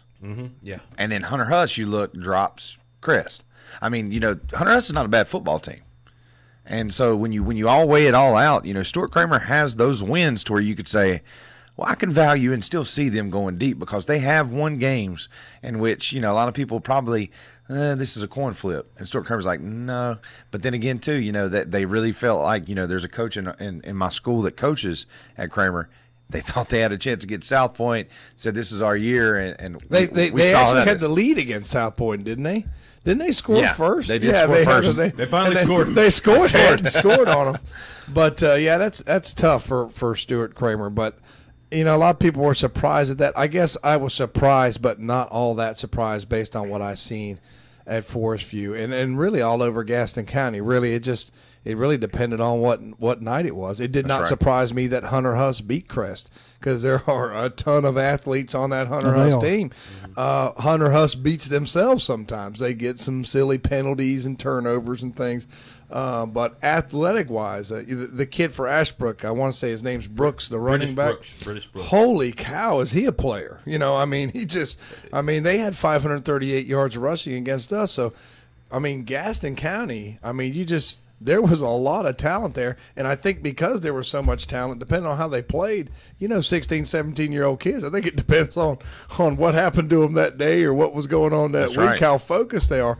But there's a lot of good football out there. Did little Susie make them mad at a text message right there in the locker room before they take the field? That's the way or not. That's the way they are. Well, finally in the Big South for the conference title, it was Kings Mountain and Crest battling over at Crest. Crest jumped out early, 7-0. Had the fans pumped, but then it was all Kings Mountain, 38-14. Kings Mountain goes to 10-1, 7-0. What a great season for Coach Lloyd. And because it seemed like every time Kings Mountain lost a game, there's people, all whining and griping and da-da-da. And I tell you, he's gone the last couple of years. He's had a ton of injuries on that team. He lost a quarterback last year, lost a receiver. He has persevered, and really done a good job with that Kings Mountain program. So anybody down there in Kings Mountain thinks Greg Lloyd can't coach, that's just wrong. He's a terrific guy and a terrific football coach, and they got a chance to make a deep run. And he always weathers the storm. It seems like his team's always, it's the next man up mentality, and it's paid off. And it's about time that he reaps the benefits of all his hard work. Yeah, I'm telling you, he's done a great job with that program. It doesn't hurt that your best player is only a sophomore. So he's really good. He's still got room to grow. He's really good, and he's got good lineage. Kevin Mack's his nephew, isn't it? Isn't it his nephew? Raquelin Mack, and boy, he's a player. I wouldn't want to tackle that kid all night long because he hits you. You don't hit him. He hits you. And he's not the biggest guy out there. He's not, but he's kind of stout, short and strong. He's just really, really a load to tackle out there. Well, finishing out the final scores from last night in the Northwestern 3A, 4A, it was Watauga beating West Caldwell 42-21. St. Stephen's pulls off a big win over Hickory, 22-16. I'm going to tell you the difference in this score. St. Stephen moves ahead of Hickory. Hickory is 6-5, St. Stephen's 5-6. But when you look at conference record, St. Stephen is a bump ahead of the Hickory in the playoffs. It did surprise me a little bit. I saw Hickory earlier in the year. It seemed like they had a chance to have a good year. They got some pretty good players over there. Saw them in a scrimmage, so there's only so much you can tell. But that is a big win for St. Stephen's. And the battle in the 4A department all ended up who's going to do what. Freedom beat McDowell, a 4A team, 41-14, putting them out. And on the other end, the other 4A team got beat 57-14, Alexander Central over South Caldwell. But guess what? South Caldwell will make the playoff as conference champion, 1-10. And guess what? 1-6. And they'll get a bye first round. Think of that. Really? And Smoke, break time, buddy. All right, thank you, Terry. When we come back, we'll be talking about the NFL trade deadline and the week coming up as we're reaching the home stretch of the NFL football season, just reached the halfway point, and we're going to see who is going to be in and who is going to be out come January. We'll be right back here on Campers Inn Sports Talk right here on WCSL 1590 AM and WLON 1050 AM. It's the grand opening celebration at Renato Auto Mall. It's a grand event with grand savings. I'm Calvin Hastings. I want to invite you to join the boss as we broadcast live during the special event this Saturday, November 4th from 10 a.m. till 2 p.m. Drop by and enjoy a free hot dog, chips, and soft drinks, and register to win some great prizes, including Southern Christmas Show certificates, free rounds of golf, free food certificates, T-shirts, and more. And be sure to visit Renato Cadillac Buick GMC and register to win a self-propelled GMC riding toy truck. And check out the great deals at all 3 locations. Ask about special financing and huge discounts. So plan now to be there this Saturday, November 4th, during the grand reopening celebration at Renato Cadillac Buick GMC, Renato Kia, and Renato Honda. All at Renato Auto Mall, 4423 East Dixon Boulevard in Shelby. Online at RenatoAutomall.com. Country Gold with Terry Clark. I'm Terry Clark, inviting you to join me this week for Country Gold, where we play all your favorites from the 80s and 90s. Country Gold with Terry Clark, Thursday afternoons 1 to 5 on Big O Country, 1590 AM WCSL, and online at KTCBroadcasting.com. Cakes and cookies, toys and gifts, Christmas at your fingertips. It's the shopping event of the season, the Southern Christmas Show, November 9th through 19th at the Park Expo and Conference Center. Join us to celebrate the show's silver and gold 50th anniversary and shop hundreds of booths to find one-of-a-kind gifts for everyone on your list. Buy tickets online and save at southernchristmasshow.com. Let's go to the Southern Christmas Show. 4th and goal from the 1. This is it. It's make or break. The game is on the line. Who's tougher? Who wants it more? These are the moments that can define a season. The play is called, and the huddle breaks. The roar of the crowd builds with anticipation. And then nobody is going to stop him. Touchdown, Carolina. Hear all the defining moments right here on the Tar Heel Sports Network. Campers Inn in Kings Mountain presents their 2nd annual holiday bike drive. Camping out for kids, December 8th, 9th, and 10th. Campers Inn has partnered with the Kings Mountain Police Department to collect new bikes for the children in our community. They are hoping to collect from 150 to 200 new bikes, from toddlers to teens, and they do all the work. Just bring your unassembled bike and they'll put it together for you. You can help make Christmas brighter for a child this year. Plan now to participate in the 2nd annual Camping Out for Kids Holiday Bike Drive, December 8th, 9th, and 10th at Campers Inn, Highway 161 South at I-85 in Kings Mountain. There is nowhere for Bell to go. The NASCAR Camping World Truck Series playoffs. Oh, man, he got slammed at the exit of turn number 2. Race 4 and the final 6 will bang fenders in Martinsville. And now Christopher Bell, he wants out of that deal. He gives a real shot in the back bumper to Austin Cindric. The Texas Roadhouse 200, presented by Alpha Energy Solutions. Cindric spins up off of turn number 2. Saturday at 12:30 on the Motor Racing Network. The Texas Roadhouse 200 NASCAR Camping World Series truck race from Martinsville, Virginia, Saturday, October 28th at 12:30 on Big O Country, 1590 AM WCSL, and online at KTCBroadcasting.com. The grand opening celebration continues at Renato Honda in Shelby. Come visit the brand new showroom and check out the great deals at Renato Honda. Right now, get 0.9% APR financing on all 2017 model Honda Pilots, Honda Accords, and Honda Civics. That's right, 0.9% APR financing. And in the service department, get ready for Old Man Winter with a free battery and charging system test. And get an oil change, tire rotation, and balancing for only $74.95 at Renato Honda. At Renato Auto Mall, 4423 East Dixon Boulevard, Shelby. Cakes and cookies, toys and gifts, Christmas at your fingertips. It's the shopping event of the season, the Southern Christmas Show, November 9th through 19th at the Park Expo and Conference Center. Join us to celebrate the show's silver and gold 50th anniversary and shop hundreds of booths to find one-of-a-kind gifts for everyone on your list. Buy tickets online and save at southernchristmasshow.com. Let's go to the Southern Christmas Show. It's time to tee it up at the Pine Mountain Golf Course.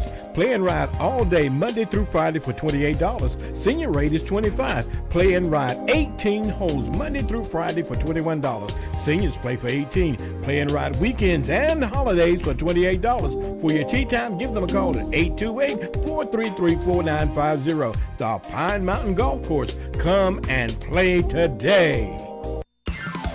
CarQuest Auto Parts is the right place to find batteries for all your lawn and garden, marine, agricultural, and power sport needs. With well over 500,000 products available, you're sure to find exactly what you need at CarQuest Auto Parts. That's Eddie's Auto Parts, 2514 East Main Street in Lincoln. When you want some help from a fellow car lover, it's all in one place, as you'll discover. Roll in to CarQuest and roll on. It's the grand reopening of Ronaldo Cadillac Buick GMC in Shelby. Hurry in now for celebration savings. During this grand event, get grand savings like $10,000 off MSRP on a new 2016 GMC Sierra 1500 four-wheel drive crew cab. Get $5,000 off MSRP on a new 2017 Buick Encore. And get $7,500 off MSRP on a new 2017 Buick Enclave Convenience. Come in for all the details during the grand reopening. Ronaldo Cadillac Buick GMC at Ronaldo Auto Mall, 4423 East Dixon Boulevard, Shelby.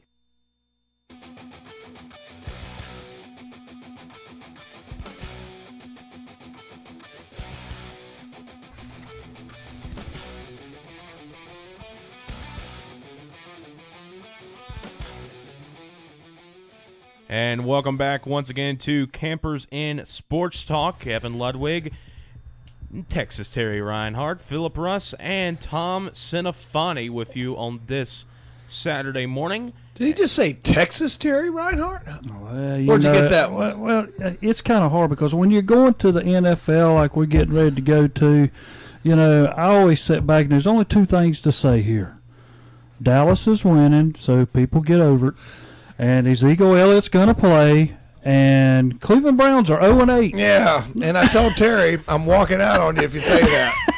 But Terry, I like you. That's the only reason why I don't. But we're not talking Browns. Let's talk. No Browns? No, we're not talking Browns. Kevin's not here, so we're not talking How Browns. about this? Before we even get into the games, why don't you drop on the terrible news of the week? Let's just get the worst piece about Deshaun Watson. Yeah. Potential that rookie of the was year. horrible. God. He was just coming off. I think he had a 4-touchdown game. Yes, he did. Seattle on the road, and he heard it in practice. What are you doing in practice if you're Houston? Oh my God! I heard it was a Holy read. crap. They were running a read option drill, just run of the mill light drill, and it was non-contact. It just happens like that sometimes. Oh man, he was on pace for nearly 4,000 yards passing. I think 38 total touchdowns. I mean, he was going to win Rookie of the Year. Yeah, I think he was going to edge out over. Kareem Hunt. Yeah. So, it's really sucks for the Houston Texans because they've already lost J.J. Watt. They've lost Whitney Merciless for the year. Brian Cushing is out with a 10-game suspension. You're only off. I mean, they got receivers. Don't get me wrong. Will Fuller, and Nuke Hopkins. And, Lamar Miller's a pretty good running back, but that offense can't run without a quarterback. We've seen it happen for Savage. How about this? Let's do this. I will take all the injuries in NFL and build me a pro team.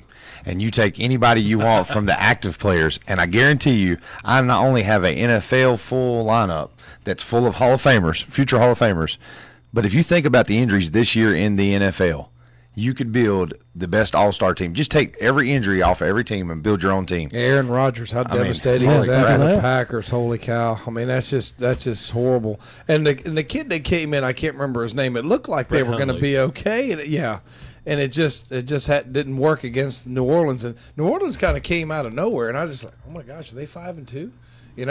But I will say this, Terry, Minnesota was the team that I was going to perhaps win the NFC, and we saw them in London last week. I think Minnesota's pretty good. Another team going with their backup quarterback. Well, they're technically their third string quarterback because they still have you're right. You're right because kid from Bridgewater has not played, and he might come back, but he might not ever come back. Well, they've got him. They've got him practicing again. He's actually practicing. But he might not be the same. Yeah, I mean, that's the it's thing. hard to come back. And that would be a shame because he was really looked like he was going to break through the glass ceiling last year before he just completely tore his knee. Well, Smoke, my whole deal in behind this, he was talking about a backup quarterback from Minnesota looking good, and they played in London. Who'd they play? Never mind. Let's go on. Here we go. All right. Well, we got some other big news. Told you to be quiet about that. The Browns, that wasn't the big news out of them this week. That's right. But we'll not get into that. Well, the Browns' big news. Look, this is why the NFL does that. You want to talk Browns? This is why the NFL hates the Browns. Gordon comes back the day after the trade deadline. Because I was talking to another buddy of mine, and I was like, look, if this was a week ago, I'm going to trade Josh Gordon because he doesn't want to be in Cleveland. He don't want to play there. And he's finally got himself, and somebody like the Patriots or the Cowboys, somebody who wants one more playmaker, would take a chance on him. I think especially the Patriots. I think if anybody can do something with that kid, it's Belichick. And you might get a second or third round or something. Before he goes out on the field, and everybody knows whether this guy can play. He hadn't played since 2014. Yeah. So we assume he could still play. He's only 27 years old. You assume he's fresh. I mean, what an outstanding talent. But just in case it doesn't work out, let's get something for him now. Maybe somebody gives you something stupid for him, a second-round pick and somebody else. You never know what you're going to get until you throw them out there, and they can't do that now because now the trade line. Well, I wanted to ask you one thing. What happened with the Browns and their trade? Garoppolo all of a sudden is gone, and they was thinking about maybe they could get him. The story was the Browns were celebrating the deal, and okay. They got A.J. McCarron. Yeah, they did. Now A.J. McCarron is a pretty good player. He's a backup. Unproven. He's a backup. I mean, it's not like you got Tom Brady. You got A.J. McCarron. Yes. So what do you? I mean, really, if I got A.J. McCarron for a third-round pick, okay. All right, let's the revolving door continues. Come on, AJ, we'll ruin your career too. Whatever. But I mean, it's just I don't understand what you're celebrating. I don't know. You're celebrating that much you didn't get the pick in on time. How's that happen? How's that happen? That's a fireable offense, even though it didn't work out. That you're giving up a second and third round pick for A.J. McCarron, who is not going to do you any good. No, I was a big proponent of Hugh Jackson going to Cleveland because I thought he would turn the program around. Yeah. I actually like what they did in the draft this past year, specifically in the first round, getting Myles Garrett, David Njoku, and Jabril Peppers. And I never understand where these people say, well, they passed on Carson Wentz, they passed on Deshaun Watson. Well, if those two guys went there, their careers would already be done with because they don't have a team built around them. Did you say they were going to give a second and a third? I thought it was just a third. Yeah, it's a second and a third. Well, I'm glad they screwed it up. I mean, that's too much for a guy. But I know that he wants McCarron because he came from Cincinnati. He had worked with him. I mean, I understand that, but I just don't. That whole thing just seems it's just bizarre. Yeah. And then the next day, Gordon gets reinstated to play. He's going to practice beginning the 20th. It's almost like they enabled him to not be able to. That's trade. what I'm saying. Yeah. I mean, I don't know why they did that. That's like bump you, Cleveland, one more time. You're 0-8. You're 1-23 or 24 for the last two seasons. Oh, by the way, you can't trade Jeff Gordon. Yeah, well, that's one of the reasons I brought up Garoppolo. Well, do you think? I mean, don't get me wrong. New England would have never probably traded him in the AFC anyway. Yeah, you know what I'm saying. Yeah. So we're going to ship him over to the NFC where we don't have to face him unless it gets to the end. Yeah. And here's the interesting thing: people are acting like he's the next big thing, and I think he does have a. I mean, if he's in the right situation, he could be promising. But we've only seen 3 games in 4 years. We don't know if this guy's any good. He could. I mean, look how he has a really good agent.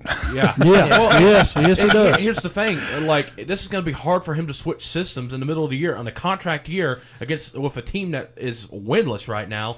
And you're going to tell me that's a good sample size for him to be on a team like that? I mean, it is completely hard to see. It's nearly impossible to see what the Garoppolo really has. And good job for New England getting a second-round pick because they're eventually going to have to find Brady's replacement. He can say, "Oh, I'm doing all this nutrition stuff. I can make it." No, so he's going to play till he's 44. That's 45, 45, and he's 40 right now.45. But we've seen it happen in 2008. One hit can take you out. We saw it happen to Brett Favre in the NFC Championship Saw game. what happened to Peyton Manning late in his career, where he could barely throw the ball that Super Bowl year. You know, once you get those injuries, they do. It's hard to come. The older you get, the harder it is to come back from. Well, let me just say this, just to kind of change up the topic just a little bit. The only thing that I have an issue with, you talk about the NFL doing some things that are wild. I not only got to celebrate last weekend getting to dump that loss on the Redskins and, you know, cherish that big Cowboy victory, and then I wake up at 6 o'clock on Monday morning and NFL releases, oh, Zeke Elliott's not going to play this week.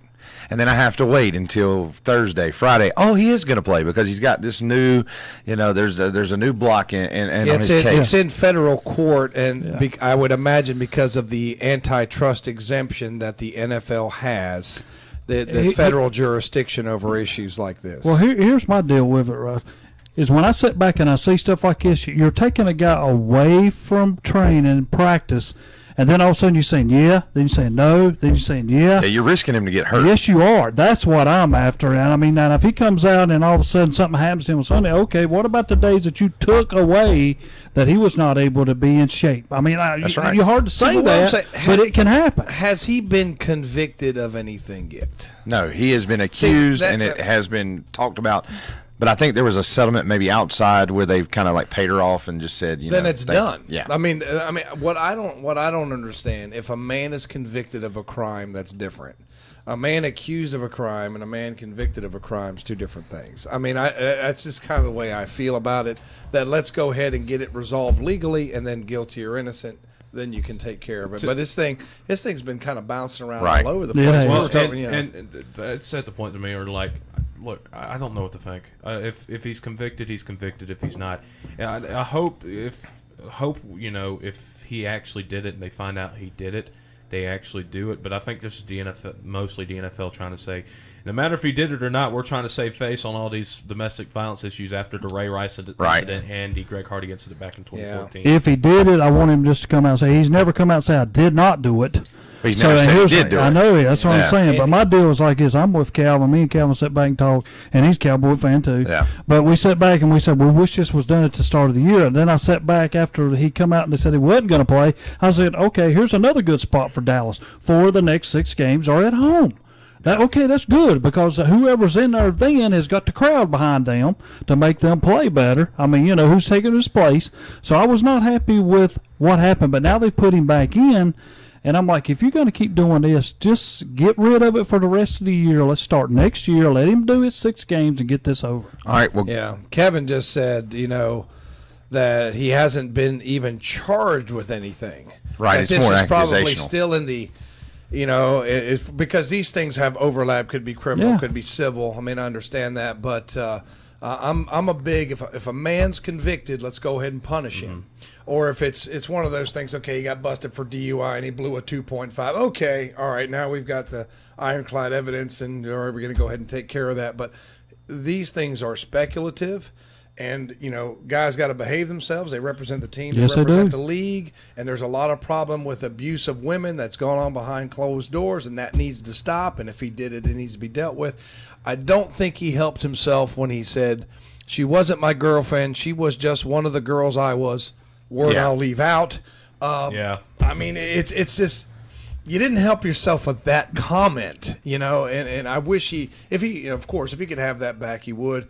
But you got to remember, these are young guys, right? And they say dumb things and they do dumb things. And if you do dumb things, you got to be punished. But let's let that be proved before we take the punishment. So it's just, this thing's just a well. Since we got you on the court piece, the other NFL headline, the big one that's going on right now, is the NFL owners are turning over their phones in the Kaepernick case to find out if there was any type of text message trail saying, "Hey, don't pick him up, don't you sign him, don't you bring him in." But even if they did.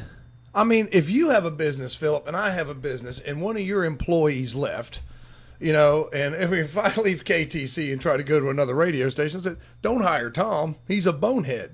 He's going to talk about your other employees. Right. He's going to cause problems. That's life. That's not slander. Yeah. That's like if somebody asked me, if I leave Burns and try to go to you know, North Gaston or whatever, hey, you know, we had a lot of problems out of Tom. You know, that's what employers do. Yeah, they always said that if you got a good reference There's something that they're hiding. If you got a bad reference, that's somebody you want to hire. Yeah.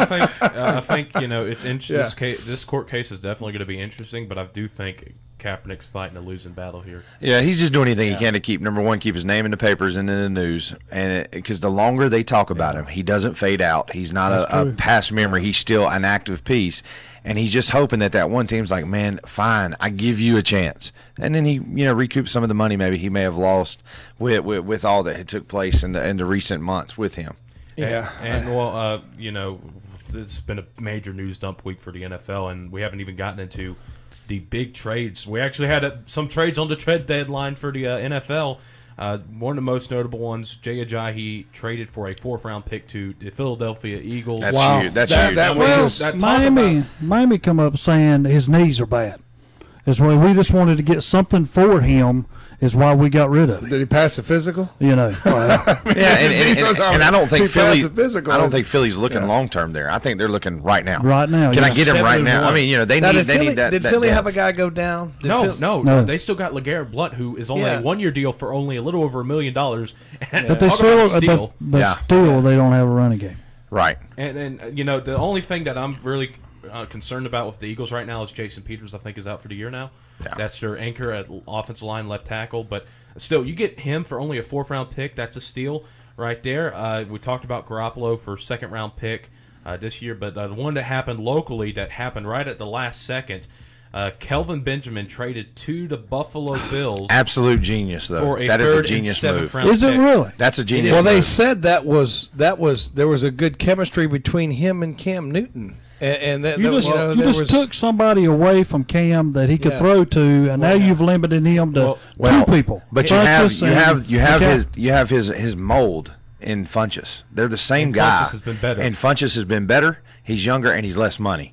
You have Benjamin on the other end. That's the same player, more money, and you have that coming off an injury. So anytime we've seen it in the NFL before, anytime you have that injury and then you have the surgery and then you heal and you get back and then the chance for another injury to happen is there. So what I think is smart, Carolina looks in the long front. They're like, okay, we got the same player here. And Steve Smith said it best in his little interview when he was asked about it. He said, you can't have 2 big guys that do the same thing. He said, basically, it's easier to defend that. But if you have a guy on the right who's your big chunk play, the thing that Cam doesn't want to talk about, they don't have a chunk play guy right now. They don't have that guy that can eat up the field vertically. They don't have Ted Ginn. You're right. You got big, slow, thick receivers. Like you get inside goal line, you know what? Yeah, Kevin Benjamin, that's going to hurt you because you don't have the fade route. But they got to get there. And the problem is the Panthers are having issues getting down the field quickly. And I'll say this. He's 6'5". He plays way too small for a guy that's 6'5". He was getting manhandled by Vernon Hargraves, who's 5'7". That is inexcusable, and he's been doing that for his 3rd year now. Right. He's had weight problems for 2 years. It got up to 280 during the offseason this year, and I mean it's just been he doesn't have the drive and he doesn't have the burst on his legs. It's going to be an addition by not when you with what you can get out of Funchess. Right. If you have the same but my guy. deal is this: I don't understand. Because when I sit back and you don't have Olsen no more. And now all of a sudden you're taking away another Benjamin. I mean, you're starting to limit Newton, who he can go to. And when you had 4 guys and now all of a sudden you're down to 2 that I have to worry about taking care of, I'm going to be able to take care of. Well, they have also re-signed Brenton, the Burson guy. He has. I know that they've signed him back. Yeah, Jerry's neighbor. Yeah, right. There's chemistry issues too. I would think that there's got to be some good chemistry there. I mean, and if you take away a piece of, we worked well with this guy, and locker room was good and all that, and if something like that could upset what goes on in that locker room. So you got to think about those intangibles. That's too. the only thing. But if it's already going to be burst open because of that, it wasn't really a strong locker room to begin with. And I'll say this too, right here. It's not a coincidence that Cam Newton's best years have been with smaller wide receivers that can create space. Well, of course, one of them is Steve Smith. That helps you out a little. Kelvin Benjamin was a liability because he was throwing it to him too much. I'm not saying he's going to be 2015 Cam, but look, he made household names out of Philly Brown, Ted Ginn, and old man Jericho Cotry. But what's your record? What's your record? But you know what? The big flip of it is Cam Newton is MVP. Honestly, think about when New England drafts their receivers. It doesn't matter who they draft their receiver. Tom Brady can get him the ball. Oh, yeah. And he can get him the ball on time. That's why Gil decided that's where he's going to go. So at the end of the day, when you look at it is, if Cam Newton is MVP quality quarterback, and everybody in this area that's a Carolina Panther fan will go and they'll go till their death and say Cam Newton for president, best quarterback Carolina's ever had. If that's true, if you're MVP quality at quarterback, you should be able to get the ball to whoever. You know, whether or not you have Kelvin Benjamin, that's not going to be the straw that breaks the camel's back by no means. You know, an injury to Olsen coming back, it shouldn't, because they have always had weapons, and they still have weapons. The problem is, can Cam Newton get him the ball there? And the big question is, can Shula call the right plays? I mean, really, it all jumps back to the offensive coordinator. They've been looking at him. There's been several times that in their offense, they limit themselves at third and short. And everybody in the world's looking at it like, why would you do that? Why would you not go this route? You know, the big thing is they're trying to extend Cam's career. So they've kind of pulled him out of the running piece a lot more now, making him more of a pocket passer. That's never been his game. It wasn't his game at Florida. When he got in trouble, went to Texas, it wasn't his game there at the JUCO. It wasn't his game at Auburn. So they're limiting him to try to make him be a long-tenured franchise quarterback because they've got their first MVP at Carolina. And now we're arguing because they get rid of a donkey that's out there catching balls, and we really need a speedster. We need somebody that can go vertical, that can make the big play. They don't have the big play capability, and that's what everybody in the world's questioning the Panthers. Can you make the big play? But you don't have it now. Yeah, since you've did this, who is your big guy? You got Funchess and McCaffrey, and that is it. They got Curtis Samuel, and I think he is not that good. Well, it's because he hasn't had hardly any opportunities because they've had him just barely playing any snaps, and he was kind of behind the 8 ball. That guy, I mean, if Steve Smith is talking high about this guy, I think I could listen to him because I think he knows a thing or two. And if he's Curtis Samuel just hasn't had the opportunities. Now you get a guy out there, and look, the guy who made the trade, Hurney, who people I think of, and I'm guilty of this. I've been too critical on Hurney sometimes. But I think this is a good move not only to help you in the short term, but to help you in the long term. But because Kelvin Benjamin just got in the way of what I think the offense could be better, and I think that's why the running game's been struggling because you got 2 slow wide receivers. Right. You can stack the box and you can say, hey, you go 1-on-1, unless it's like a fade route. So I just. But see, you've got Curtis Samuel that's a rookie, 5'11", 195. You got Demir Bird, 5'9", 180, out of South Carolina his second year. You've got what they're saying now is they're going to remove Benjamin out, get those 2 draft picks for the future, and then they're going to take a Steve Smith size player, put him over there, and they're going to get that young man reps, and you may see something big. But the thing is, you have to justify. It's not a matter of what happens offensively. Really and truly, it's whoever they play this week, it's what they're going to do defensively, alignment to it. If you align and have to cover a fast guy, you may allot a safety and a corner to that side. But if you got 2, like I said, you got 2 big donkeys on the outside, you're just locking up solo coverage. And like we've already said, those little bitty corners are just matching straight up and saying, okay, man coverage. And that allows for more people in the box, which limits Cam, limits Christian McCaffrey. It's going to limit Jonathan Stewart. So now you don't even have Greg Olsen to kind of sit over the middle. But if you spread them out and you put a speedster to the right, a big guy to the left, you've got all that in the backfield and running package, that defense now has to align and justify it all across the board. And he knows that it can work. Hurney knows it can work like that. We saw it with Musa and Muhammad and Steve Smith. I'm not saying it's going to be like that, but he can work it like that. I mean, even when Cam first started, it was Steve Smith and Brandon LaFell. So it's that good combo that you have to have. And you can't have too much of the same thing, in my opinion. Okay, Kevin puts it like this. He says, why would they have to trade Benjamin for Samuel to play? And I'm with him. I agree. I mean, why did you have to do that? Well, and I think they could just start him. Vikings moved Chris Carter into the slot. So, I mean, and I'm with him. I mean, I don't understand what you keep taking away from Cam to make your team better. I mean, that's me. You've already did the dumbest trade ever with Norman that I never did understand that cost you. Well, I'm just saying, you didn't want to give him money, so you really made that choice for him. Right. Well, but then again, too, the big criteria there is he didn't get along with your MVP. They didn't get along. No, I think that's what the MVP really, right? Didn't get along. MVP got MVP because his defense was playing so well that made him look good. I know, but when it all comes down, if Cam's feelings get hurt, Well, and I think it was got to make sure he's happy. It just got into a battle with Dave Gettleman more than anything. I think that's really what hurt. Like, I don't think Gettleman liked, that he went out publicly. Yeah, where's Gettleman at these days? Yeah, I heard he was in. Well, I'm not mad at what you did. I'm just mad at I look at y'all and I'm like, you're steadily moving forward. I mean, you're what, 5-3? But at the end of the day, there's something wrong going on in Carolina, because when something big happens, bad happens, all of a sudden you start hearing stuff from Josh, you start hearing stuff from D'Angelo, Steve Smith, and we're not talking about, they're not as salty as you would think they would be, but you've got really good athletes. Now looking back at Carolina, like, I don't understand.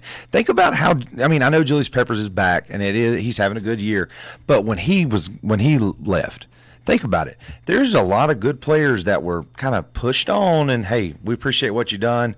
We'll see you later. Like, I wouldn't be shocked, because we've seen Muhsin Muhammad. We've seen Julius Peppers coming back home. They brought back Captain Munnerlyn. They brought back Ted Ginn. So what I'm saying is, what I see happening, you could see Kelvin Benjamin back in another 5 to 6 seasons. Carolina's notorious for getting guys in here, and then something weird happens, and they leave, and they push them out, or they trade them out, and then they just come on back home. Here they come.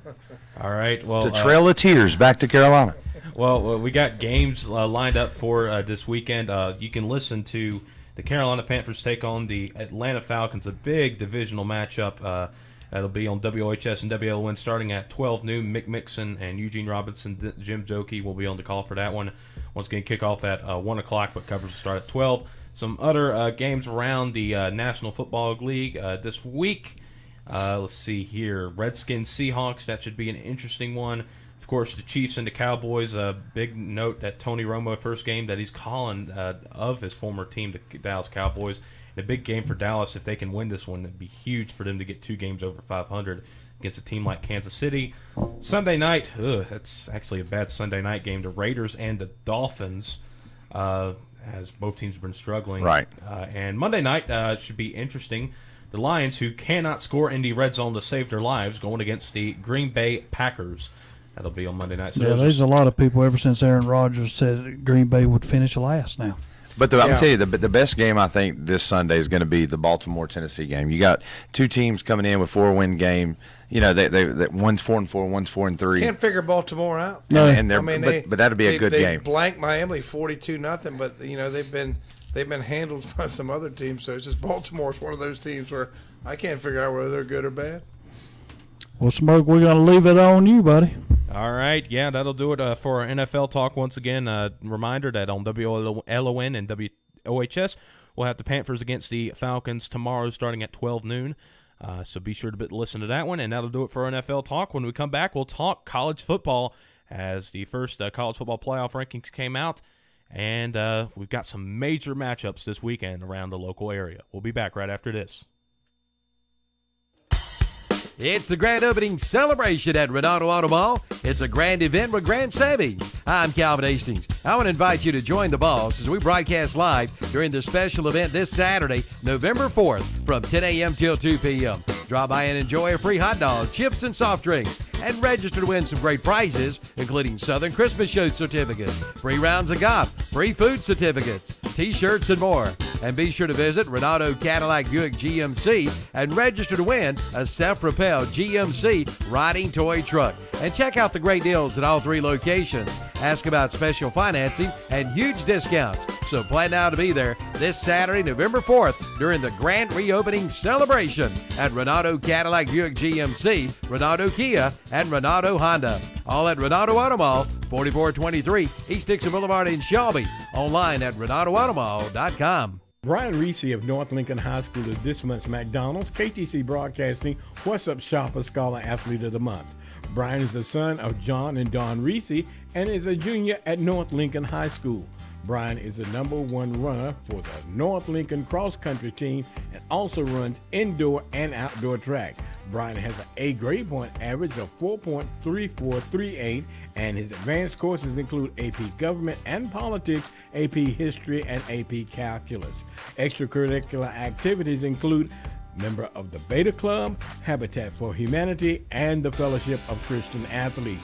Brian is a member of the Denver United Methodist Church and is involved in mission trips, the youth group and Sunday school. He also helps with Vacation Bible School and the North Lincoln Track Clinic. After graduation, Brian would like a career as a physical therapist or go into business. The McDonald's KTC Broadcasting What's Up Shopper Scholar Athlete Award is to recognize a student athlete not only for accomplishments in athletics, but also overall achievements in the classroom and for overall school and community citizenship. The Renaissance Festival is back. Once Upon a Time is now. Saturdays and Sundays, September 30th through November 19th. Presented by Harris Teeter and Pepsi. 12 stages of nonstop entertainment. Because it is just so much fun for everybody in the family. It doesn't matter what age you are. A medieval amusement park, comedy, daredevil antics, and giant roasted turkey legs. We love the Renaissance Festival. Jousting nights, men in tights, shopping, music, dance, incredible value, and delicious foods. We love to come and eat our way through the festival. Amazing things to eat, the turkey legs and the crepes and everything else. It's a highlight of our trip every year. The Renaissance Festival is back. Discount tickets at Harris Teeter or renfestinfo.com. Come to the Renaissance Festival. Hello, my name is Kevin Bennett, Minister of Students and Outreach at First Baptist Church Cherryville. And with all the events that are taking place today around the world, it's easy to get caught up in worrying about things that we can't control. Philippians chapter 4, beginning at verse 6 says, "Don't worry about anything. Instead, pray about everything. Tell God what you need and thank Him for all He has done. Then you will experience God's peace, which exceeds anything we can understand." This is Kevin Bennett, Minister of Students and Outreach at First Baptist Cherryville. We look forward to seeing you there. At Carolina Care Health and Rehabilitation in Cherryville, it's their passion that makes them different. Their goal is to return their rehabilitation residents home as soon as possible. Carolina Care Health and Rehabilitation offers 24-hour nursing care, foods prepared on site, private and semi-private accommodations, television and telephone, and even wireless internet. From short-term to long-term care, your care and safety is their top priority. For more information, call and speak with a representative at 704-435-4161 or visit the website at sandstonehealth.com. Carolina Care Health and Rehabilitation, where their passion makes them different.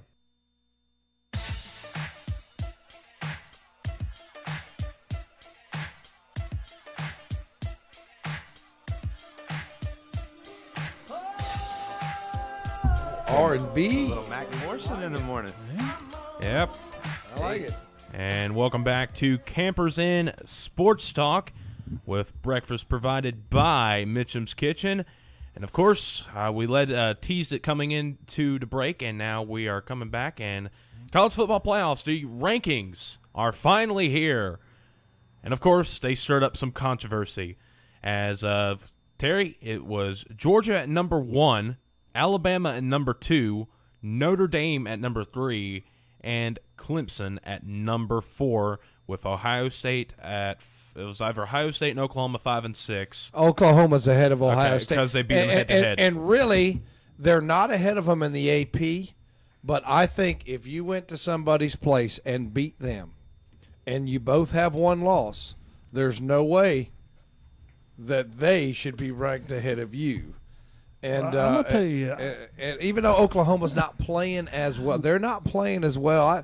I've actually caught against Texas Tech. They gave up a lot of points. Kansas State. Now that game, I believe, I want to say that game was at Kansas State. Yeah, and it came they down struggled, to but you know, they still only have one loss. It don't matter if you're winning ugly. You know, as long as you're winning, because when you're Oklahoma or you're Ohio State or you're Georgia, whatever, everybody you play is going to give you your absolute best game, especially if they got you at home. Well, So- when I looked at this darn thing, the first thing I said, if you beat North Carolina State, you are in the top 4. Well, Notre Dame goes from number 9 to number 3. Now, even though Notre Dame's playing all these ACC teams, they don't go to the ACC championship. No, they do not. And they select who they want to play. My thing is Notre Dame should be ineligible for the college football playoff. Join a conference or you're not eligible. Period. Yeah. Well, when they come out with this ranking, I was kind of disappointed because I saw Miami go from they're undefeated, number 8, and they fall to number 10. How can you be undefeated and you fall? Okay, so you're survived going to Chapel Hill and you won. I mean, was that a negative spot? Hey, you're on the road. Now, they won ugly, but they won. They won. Yeah. They continuously are undefeated. I listened to a good bit of that game, and Carolina really they did. They played well. Fumbled late. And again, they basically had the huge turnover, and then what's the quarterback now? Elliott? Elliott, the kid out of Texas. Jake Elliott is his name. When I saw him, I'm like, first thing I thought is, who's this kid? Second thing I thought is, oh gosh, Kevin's going to have a conniption, and then picked up my phone. Yep. Yeah, that's right. Yeah, I got that text too. Well, just letting you know, last night in Lincoln, Sage Surratt from Wake Forest and Chaz Surratt were both on the sideline repping their college gear. Now, Chaz didn't. I walked by him. I didn't actually go up and speak to him. They say he's nursing an injury. Youngin looks healthy to me. He was down there on the sideline tossing the ball back and forth with the ball boy from Lincoln. I mean, throwing pretty spirals to him. But I don't know. It may be concussion, though. Right. Because they are very cautious with the concussion. He did take a pretty hard hit against Virginia Tech. Yeah, he did. Number 2 to head. Yeah. So, I mean, but like trying to find, I think what we got to remember here is, and I know that college football might mess it up when they probably will because it's NCAA, but over half the teams that have been in the initial top 4 playoff rankings have not made it. I mean, you look back at that first one, and it was a who's who of which teams were in and out at the start of the playoffs. It was Mississippi State. They had them at number 1 in the initial college football playoffs. Well, what I'm going to be upset with, Georgia and Alabama are in different divisions in the SEC. They will play each other. So they'll play each other. Once we see Act 1, I don't want to see Act 2. Exactly. Me neither. I mean, let's, and I hope they don't make a bonehead decision, because you might say, well, this team, like you get an Ohio State, and you can make the argument that, well, Ohio State's probably not as good as Georgia or Alabama right now. Okay, but we've already seen it, so let's give somebody else a crack at them. And I just got a feeling that the NCAA they're going to let Georgia and Alabama play. It doesn't matter if it's a close game; they're going to let them play again. But you know what they're going to do is a lot of people are going to sit back and say, "Well, okay, that's what baseball does." You don't want to see Act 2, but you stick in that wild card, and they could knock off that team that beat them all year long. Yeah. All right, here's the other dilemma I've got. You've got Clemson sitting in the top 4. They won an ACC team in the college football playoff. To me, Oklahoma's better. At least in my eyes, Oklahoma's better than Clemson, because what's going to happen today is NC State is going to beat Clemson. That's what I'm thinking. I really believe that's going to happen. Like that is last year. Yeah, that's my full belief. Like that defensive front made Lamar Jackson look really uncomfortable. Bryant's going to have issues all day long for Clemson. If Clemson loses today, that bumps them out. Should bump them out completely out of the college football playoff. Correct, Philip. The State didn't look real good last week against Notre Dame. Well, here's the difference. Notre Dame has 2 or 3 All-Americans on their offensive line. Yeah. Clemson has none. Right. That's a big difference there. But tell me, if Clemson loses, they're completely they're not even. They have to be. They've got to be completely gone. With the loss to Syracuse. Yeah, but how far do you drop them? They're not going to make the. They probably wouldn't make the ACC championship. No, here's the deal that's going to be, because if State wins, State moves 2 games ahead of everybody on their side. That's what I'm saying. Are State and Clemson on the same side? Yes. See, but if State beats Clemson today, there's no way that Clemson really. Well, there's a possibility because State will still have Boston College, Wake Forest. Wake Forest can beat, and then end the season with Carolina. And see, then there's the flip side. We were talking before we came on about college football. You've got Penn State that goes to Michigan State today. So you've got Penn State and you've got Oklahoma that are sitting on the out looking in. Penn State has to win today, because if NC State upsets and beats Clemson, then inevitably, if Penn State wins, they're in, right? They're in the top 4. If they both lose, does that basically walk Oklahoma right into the top 4? Let me tell you why. What Penn State is praying for is Ohio State to get upset either at Iowa today. They've got Michigan State. Yeah. They also have Michigan. There's some games where Ohio State can get beat. But I'm going to tell you, Philip, Ohio State's going to have to, because Penn State and Ohio State are on the same side of the Big Ten. Ohio State owns the tiebreaker, so Ohio State could even trip up once. And I think if Ohio State loses again, even if they win the Big Ten, I think they're out of the playoff, Terry. I don't think they'll let them in. Is Miami? Have they already played Virginia Tech? They play them today. Yeah, they played. Okay, well, there you go. That's a big game. Yeah. What if Virginia Tech beats Miami and State beats Clemson? Do we all of a sudden delete the whole ACC? I think if that happens today, I don't think they'll let an ACC team in. It's because, especially if Georgia and Alabama run the table, I'm telling you what they're going to do. Do I necessarily agree with having two teams in the same conference? No, but like Georgia will, Alabama get in. But here's the thing: I think we're missing. We're assuming that those two teams are going to get into the conference championship game undefeated. Yeah. There's this one little team that's in the state of Alabama that can possibly play spoiler for both of those teams. Auburn. Auburn. And I tell you what, don't count South Carolina out against Georgia today. But, I know they're a 23-point underdog today, but don't count them out. I think they might sneak up. Let me ask you this: Georgia's ranked number 1. They're playing South Carolina today, unranked. If Alabama beats LSU at home, would that not put Alabama back number 1 over Georgia? I think it would. I don't know, but I can't get in the heads of these college football guys that are projecting all this stuff. I mean, I don't have a problem with having Georgia over Alabama right now because they got the better win. They went on the road against Notre Dame and beat them. But see, to me, the biggest game of the day is in Stillwater, Oklahoma. You got Oklahoma State, Oklahoma. Yeah, that's a big And Oklahoma State's playing really good football right now. Mm-hmm. Yeah, and they could spoil Oklahoma's season. They still got a fighting chance to make the playoffs. I know they have one loss, but you can still get in with one loss, but it would definitely change the Big 12.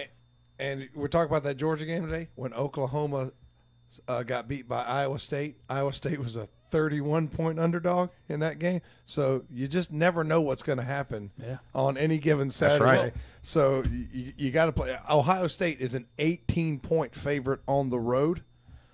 I mean, I just don't. I mean, I think that's too high. Some of these point spreads are a little too high. That's why you bet for college football games and not for NFL games. Yeah. The spreads are just so whacked out. They All are right, just I'll whacked take out. that one. Yeah, I mean, it's crazy. But like Iowa State, credit to them, they went in with a walk-on quarterback against Oklahoma. Their quarterback, I think, quit. Addition by subtraction. Yeah, and there was something going on. A walk-on quarterback has gotten Iowa State to beat not only Oklahoma, they beat TCU and pretty much ruined their season, and they're now ranked. So I mean, credit to Iowa State there. TCU just made so many mistakes in that game. I mean, it was like the game was right there, and every time they had a chance to take it back, they threw an interception or turn it over on downs or something. That was just 14-7, wasn't it, Terry? They held them to 7 points. Wasn't it the fun? They held them to 7 points. I mean, that was just shocking to me. Well, we've hit the college football player. Let's talk real quick about a local team, Appalachian State, currently 4-0 in conference, 5-3 overall, looking to probably win the Sun Belt. Depending on if Arkansas State falters, a lot of people around here really follow the Mountaineers. Mountaineers playing good football. I know they a couple weeks ago they barely squeaked through Coastal Carolina 37-29, lost last week by 3 to UMass, and they face ULM Monroe of Louisiana. So, just another team that's showing some promise, just trying to hit all the teams in North Carolina, East Carolina. Their football team's taking a year off. Western Carolina might have a shot to make the playoffs. Exactly. That's another one. And look, I was about to get into the local teams. I was got the article. Western win? No, they lost that. The problem is Tyree Adams got hurt, but that's near nor there. I think we got to give credit to a local team here in Division II football. Wingate 8-0, clinched the conference, shared the conference already. They're playing Limestone tonight, but they got a lot of local guys around here.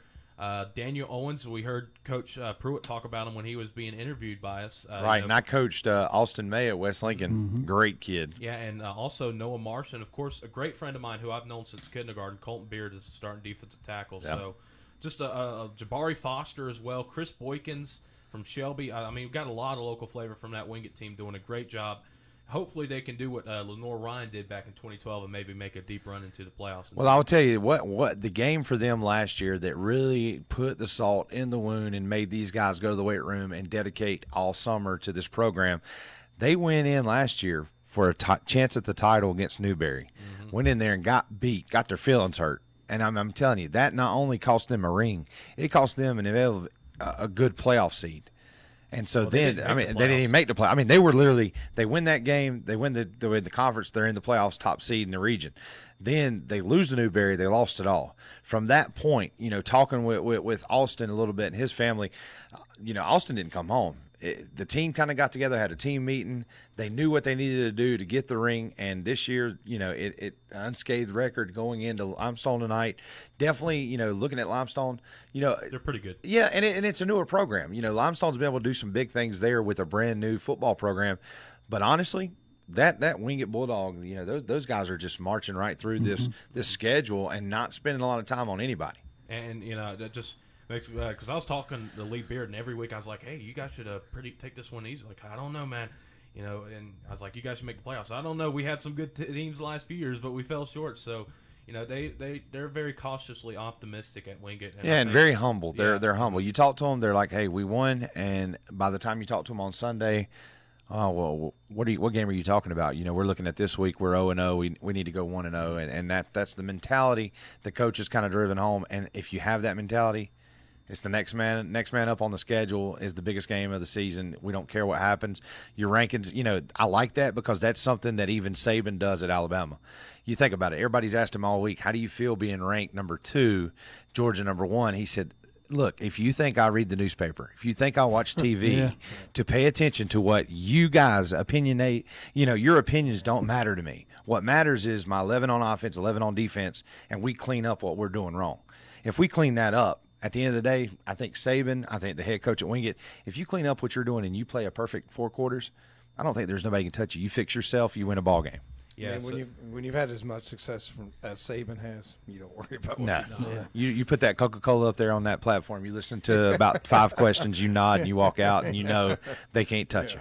So, just wanted to congratulate Wingate, because we talk about all these big powerhouse schools, but, and even some of the local schools, but Division II kind of gets looked over. Right. And, it's great to see a local team do so well with a lot of local flavor from all 3 of the counties that we cover here. So, great to see that from Wingate. But we're going to take one more last timeout, and when we come back, we'll talk a little bit NASCAR, as there's a little bit of a shakeup there last week at Martinsville. All right, boys, I'm letting y'all have the NASCAR. I'm letting y'all have that one.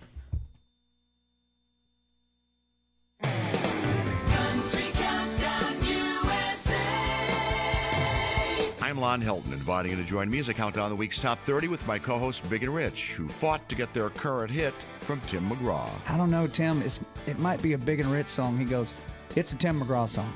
Trust me, it's a Tim McGraw song. I said, you bet, it's a Tim McGraw song. That's Big and Rich this week on Country Countdown USA. Country Countdown USA with Lon Helton, Wednesday afternoons at 1 o'clock on 1590 AM WCSL and online at KTCBroadcasting.com.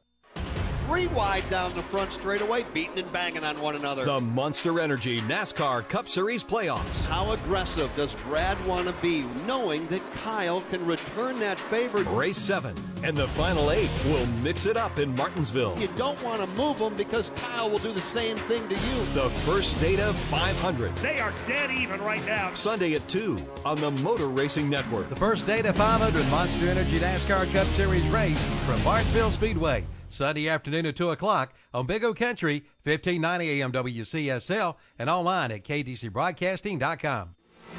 Today, more and more people are shopping and getting their information online. Here at KTC Broadcasting, we're making our websites easier for you to find out what you're looking for. At KTCBroadcasting.com, you can listen to all 3 of our radio stations, plus watch live video of high school sports, American Legion Baseball, Christmas parades, and other special events. At WhatsUpShopper.com, you'll find all kinds of deals from our local merchants. Shop our eBay store, plus swap shop items, along with community and church events and our local news. And at LincolnCounty.com, you'll find all the information you need concerning Lincoln County, from local businesses to government to school information, even today's local weather forecast. So click on and enjoy. That's KTCBroadcasting.com, the WhatsUpShopper.com, and LincolnCounty.com. The future is today. Is the cost of ink driving your profits down? Then listen up. Discount Ink Jet and Toner is here to help. Discount Ink Jet and Toner specializes in refilling ink jet and toner cartridges. Cut your ink costs by as much as 50% or more. Discount Ink Jet and Toner, located on 410 East Franklin Boulevard in Gastonia. 100% satisfaction guaranteed. It's rib night Friday and Saturday nights at the Parkway House in Cherryville. Get a half rack of twin-sided ribs for just $9.95. Get a full rack of twin-sided ribs for just $13.95. And remember the Parkway House in Cherryville for breakfast and lunch 7 days a week. Again, it's rib night Friday and Saturday nights at the Parkway House, Highway 150 East in Cherryville. Honey, I am officially on break. This cold McDonald's McCafe drink is really chilling me out. Oh, me too. I'm officially on break from worrying about the weird sound coming from the garbage disposal. And I'm officially on break from having to think about cleaning out the garage. You've been thinking about that for 3 or 4 years. Yeah, it's about time I had a break from thinking about it. For a limited time, get every size soft drink or Mickey D's sweet tea for $1. Or a small McCafe frappe smoothie or shake for just $2. Prices and participation may vary. A la carte only.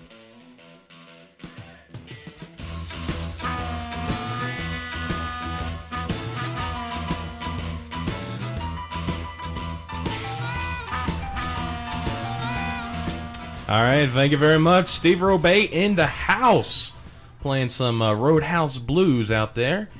And welcome back to Campers Inn Sports Talk with breakfast provided by Mitchem's Kitchen. In our final segment of the show, we're going to get into the NASCAR playoffs as for the first time in NASCAR history, the Martinsville race finished under the lights.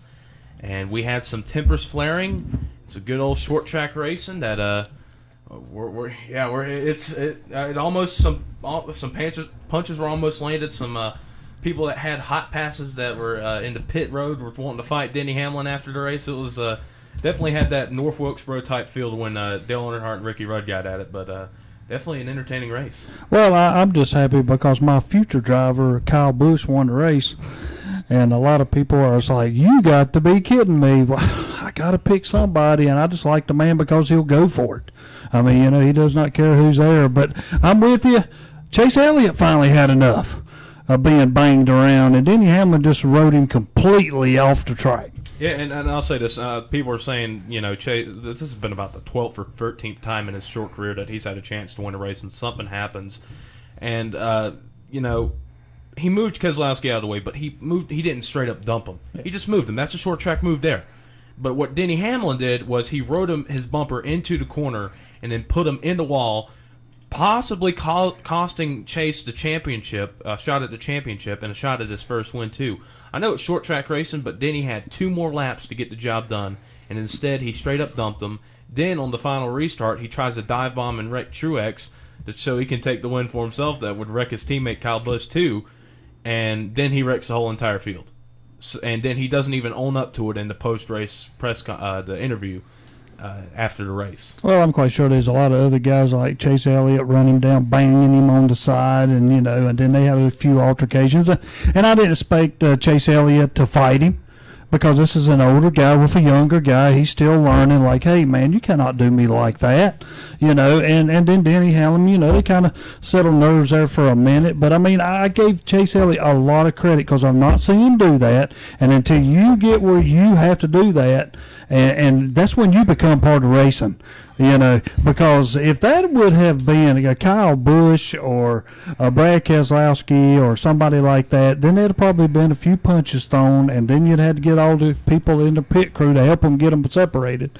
But, I thought Chase handled it pretty easy. He banged him and then went and talked to him. Well, and, he said, Mama said, if you don't have anything nice to say, don't say anything, and that's basically what he did. And He for a guy that's only 21 years old, he's acting like a guy that's in his mid to upper 30s. Yeah. Just a racing style, very smooth. And look, I've said it for a long time. It's gonna when he gets that first one, it's gonna come in bunches, and it just looks more and more like that. He's got some good cars. He's been running up front all year long. It just can't get over that hump right now. But now, Smoke, you're looking at what I'm looking at. Did that destroy Chase Elliott? Will he not make it now? It's going to take a win at this point for him to make the playoffs. He's in 8th place. Of course, only top 4 advance after the Phoenix race, which is in 2 weeks. Kevin Harvick's got that right at the cutoff line, and looking at from what we've seen the points, that's about nearly a 30-point disadvantage for Chase Elliott right now. So it's going to take. either a massive point surge and everyone falling off, or just for him to win. And it does help that he's good at Texas and he's pretty good at Phoenix, but they're going to have to make some moves, because looking at who's on the outside right now, Denny Hamlin's on the outside. Ryan Blaney, who's run very consistent as well, is on the outside looking in. Of course, 7-time champion Jimmy Johnson's the first man out as we speak right now. 3 points out of 4. So, yeah, the guys that were in it right now are Kevin Harvick, Keselowski, Kyle Busch, and Martin Truex Jr. Other than the only guy that's really missing, I think that's been better, of course, got knocked out in the last round was Kyle Larson due to engine. But, I mean, most of these guys are in the top 4 right now, have been up front for most of the year. But this week we head to Texas, and of course this is the second time. Still a pretty new surface. Have they changed the bankings at Texas? What do you think you're going to see this weekend, Terry? Well, I was going to ask you. I mean, you do your write-up and all. Who did you pick to win this one? To me, I keep hoping Junior wins another race in Texas. Is where he won his first one. And I'm like, can you go back to Texas and end it off of a win there? I'd love to see that. But to me, he's just riding around the track now, and I don't expect him to be there. I'm looking for Martin Truex Jr. to come up with, because Kyle Busch has won, and Martin usually follows him up. Like, if you're going to move on, then I am too. So I'm looking for Martin Truex Jr. Well, Philip, what do you see coming into this race at Texas? Because we just came off the high emotions at Martinsville, and now we're going into from a short track to what the stereotypical 1.5 miles. Space is a good thing. Spatial opportunity on Texas track is going to be beneficial. You always have those heated exchanges that go between Bristol and Martinsville. A lot of times, if you think about it, road tracks and big speedways, it's all about precision and buddy system. If you're at Texas, you're at Talladega, you're down in Daytona, you've got to be able to find who your allies are. And I think a lot of times it's really unique to see a short track and then going back to a speedway, because now really it's the lines in the dirt that matter the most. Like, who can you pair up with to get that little push? And one thing too, I think what speaks bounds and bounds for Chase Elliott is, like you said, a young guy could have reacted immaturely, could have went just overbearing, and maybe be labeled like Kyle Busch, where it's like, oh, here he's going to cry today, and he's going to, like Jeff Gordon was early on in his career. But Elliott sat back and thought, if I'm just going to be respectful. I'm going to go and try to go man-to-man, driver-to-driver, and just, try to talk things through. What were you thinking? How did we end up in that situation? I was angry, but I want to know the thought behind it. And I think all your experienced drivers today, if they get behind him and have an opportunity to maybe give him that push towards the front, he won a lot of people. A lot of times in those situations in NASCAR, you can win and lose. Like, for instance, good example, if Dale Earnhardt was still alive, with the way that Elliott took his mind there, Earnhardt gets behind him, the Intimidator himself. He respected drivers that respected the tradition of NASCAR. And this is another young man that was brought up by the old traditional NASCAR way. And he's approaching it the right way. And I think the old heads of NASCAR, even the guys up there in the booth, DW and some of those guys, they're going to speak very highly of this young man for years to come. And it's going to pay off for him in the long run, because people are going to want to help him because he's doing it the right way. But he will find a way to get payback. Definitely. I know that for sure. Looking at the qualifying results for Texas, Kurt Busch will be starting on the pole. Of course, a free agent still at this point of the year. It's hard to believe. Denny Hamlin, the most hated man in NASCAR right now, is starting second. Kevin Harvick, another playoff driver, starting third. Kyle Busch, fifth. Going over to playoff drivers here. Martin Truex Jr., seventh. Ryan Blaney, eighth. Jimmy Johnson, ninth. Brad Keselowski, 10th. Chase Elliott did not qualify because he couldn't get past inspection, so he'll start in 34th, but he did have one of the fastest cars throughout each practice. So we saw Jimmy Johnson go from the back to the front to win in the spring race at Texas, so it is possible for that to happen. The only thing I say about this, if Jimmy Johnson makes that Final Four, be careful. Yeah, he's going for 8. So looking for the schedule this weekend, folks. Today at 2:30 p.m. we'll have Clemson at NC State on WHS and WLON. That is, I think, the game of the week in the ACC. You can make an argument for Virginia Tech and Miami, but I think this one is better. I think the whole country is going to be advantaged to that game. Yeah. It holds a lot of implications. Well, heck, the problem is it's the same time as the Battle at Bedlam, so right. You're going to have to pick and choose your flip-flop. So they have DVRs. Correct. Yeah, and later tonight on WCSL only, it'll be the O'Reilly Challenge at Texas NASCAR Xfinity Series. They're in the playoffs right now. Of course, future driver to 24, William Byron, is still contending for a championship. Mentioned this earlier, but tomorrow, 12 noon, WOHS and WLON only. It'll be the Carolina Panthers taking on the Atlanta Falcons in a big divisional matchup. Mick Mixon, Eugene Robinson, and Jim Zoki will be on the call for that. 1 p.m. on WCSL will be the AAA Texas 500, the race we just mentioned, at Texas. On WCSL, once again, coverage start at 1 o'clock. It's a busy day Sunday because at 7 p.m. Sunday night, the Charlotte Hornets will be taking on the Minnesota Timberwolves. That'll be on all of our stations starting at 7 o'clock as the Hornets are in a 4-game road trip, and they are 5-4. All right, Steve is telling us that we need to hit the road. We will hope for all you high school football fans, we will try to keep updated on the high school playoffs. Just search ktcbroadcasting.com. We'll try to keep you updated on the games we'll be doing next week because we're in the dark right now of what we're going to be doing next week. So just stay tuned for that, and we'll have the pregame show starting at 5:30 p.m. on Friday, and hopefully we'll have a lot of teams making deep runs into playoffs. For Evan Ludwig, Tom Sinafani, Philip Russ, and Terry Reinhardt, and Steve Robey in the studios, we'll say have a good day and have a great week next week, and we hope to see you soon. Off to Calvin at Renato Auto Mall. WCSL 1590 AM, Cherryville, Gastonia. Online at ktcbroadcasting.com. We'll start the weekend mostly cloudy and a good bit cooler than yesterday with a northeasterly breeze. We do have a small chance of a sprinkle or brief shower, especially morning to midday. Highs will range from around 60 in northernmost parts of the state to low 70s down south. Then tonight we'll have partly to mostly cloudy skies and cool temperatures, lows in the upper 40s to low 50s. Look for more clouds than sun overall for Sunday, maybe an isolated sprinkle or two. Highs tomorrow 66 to 72. I'm Mike Moss in the Weather Center. Currently at the Big O Country Studios, it's 10:11. Is the cost of ink driving your profits down? Then listen up. Discount Ink Jet and Toner is here to help. Discount Ink Jet and Toner specializes in refilling ink jet and toner cartridges. Cut your ink costs by as much as 50% or more. Discount Ink Jet and Toner, located on 410 East Franklin Boulevard in Gastonia. 100% satisfaction guaranteed. Who do you call for that leaky roof or new roof needed? Creason Roofing and Repair of Cherryville. Their motto, see the reasons while we're the best. Creason Roofing and Repair, fully licensed and insured. Creason Roofing and Repair is dedicated to customer service and complete satisfaction. Always free estimates. Phone 704-435-1791.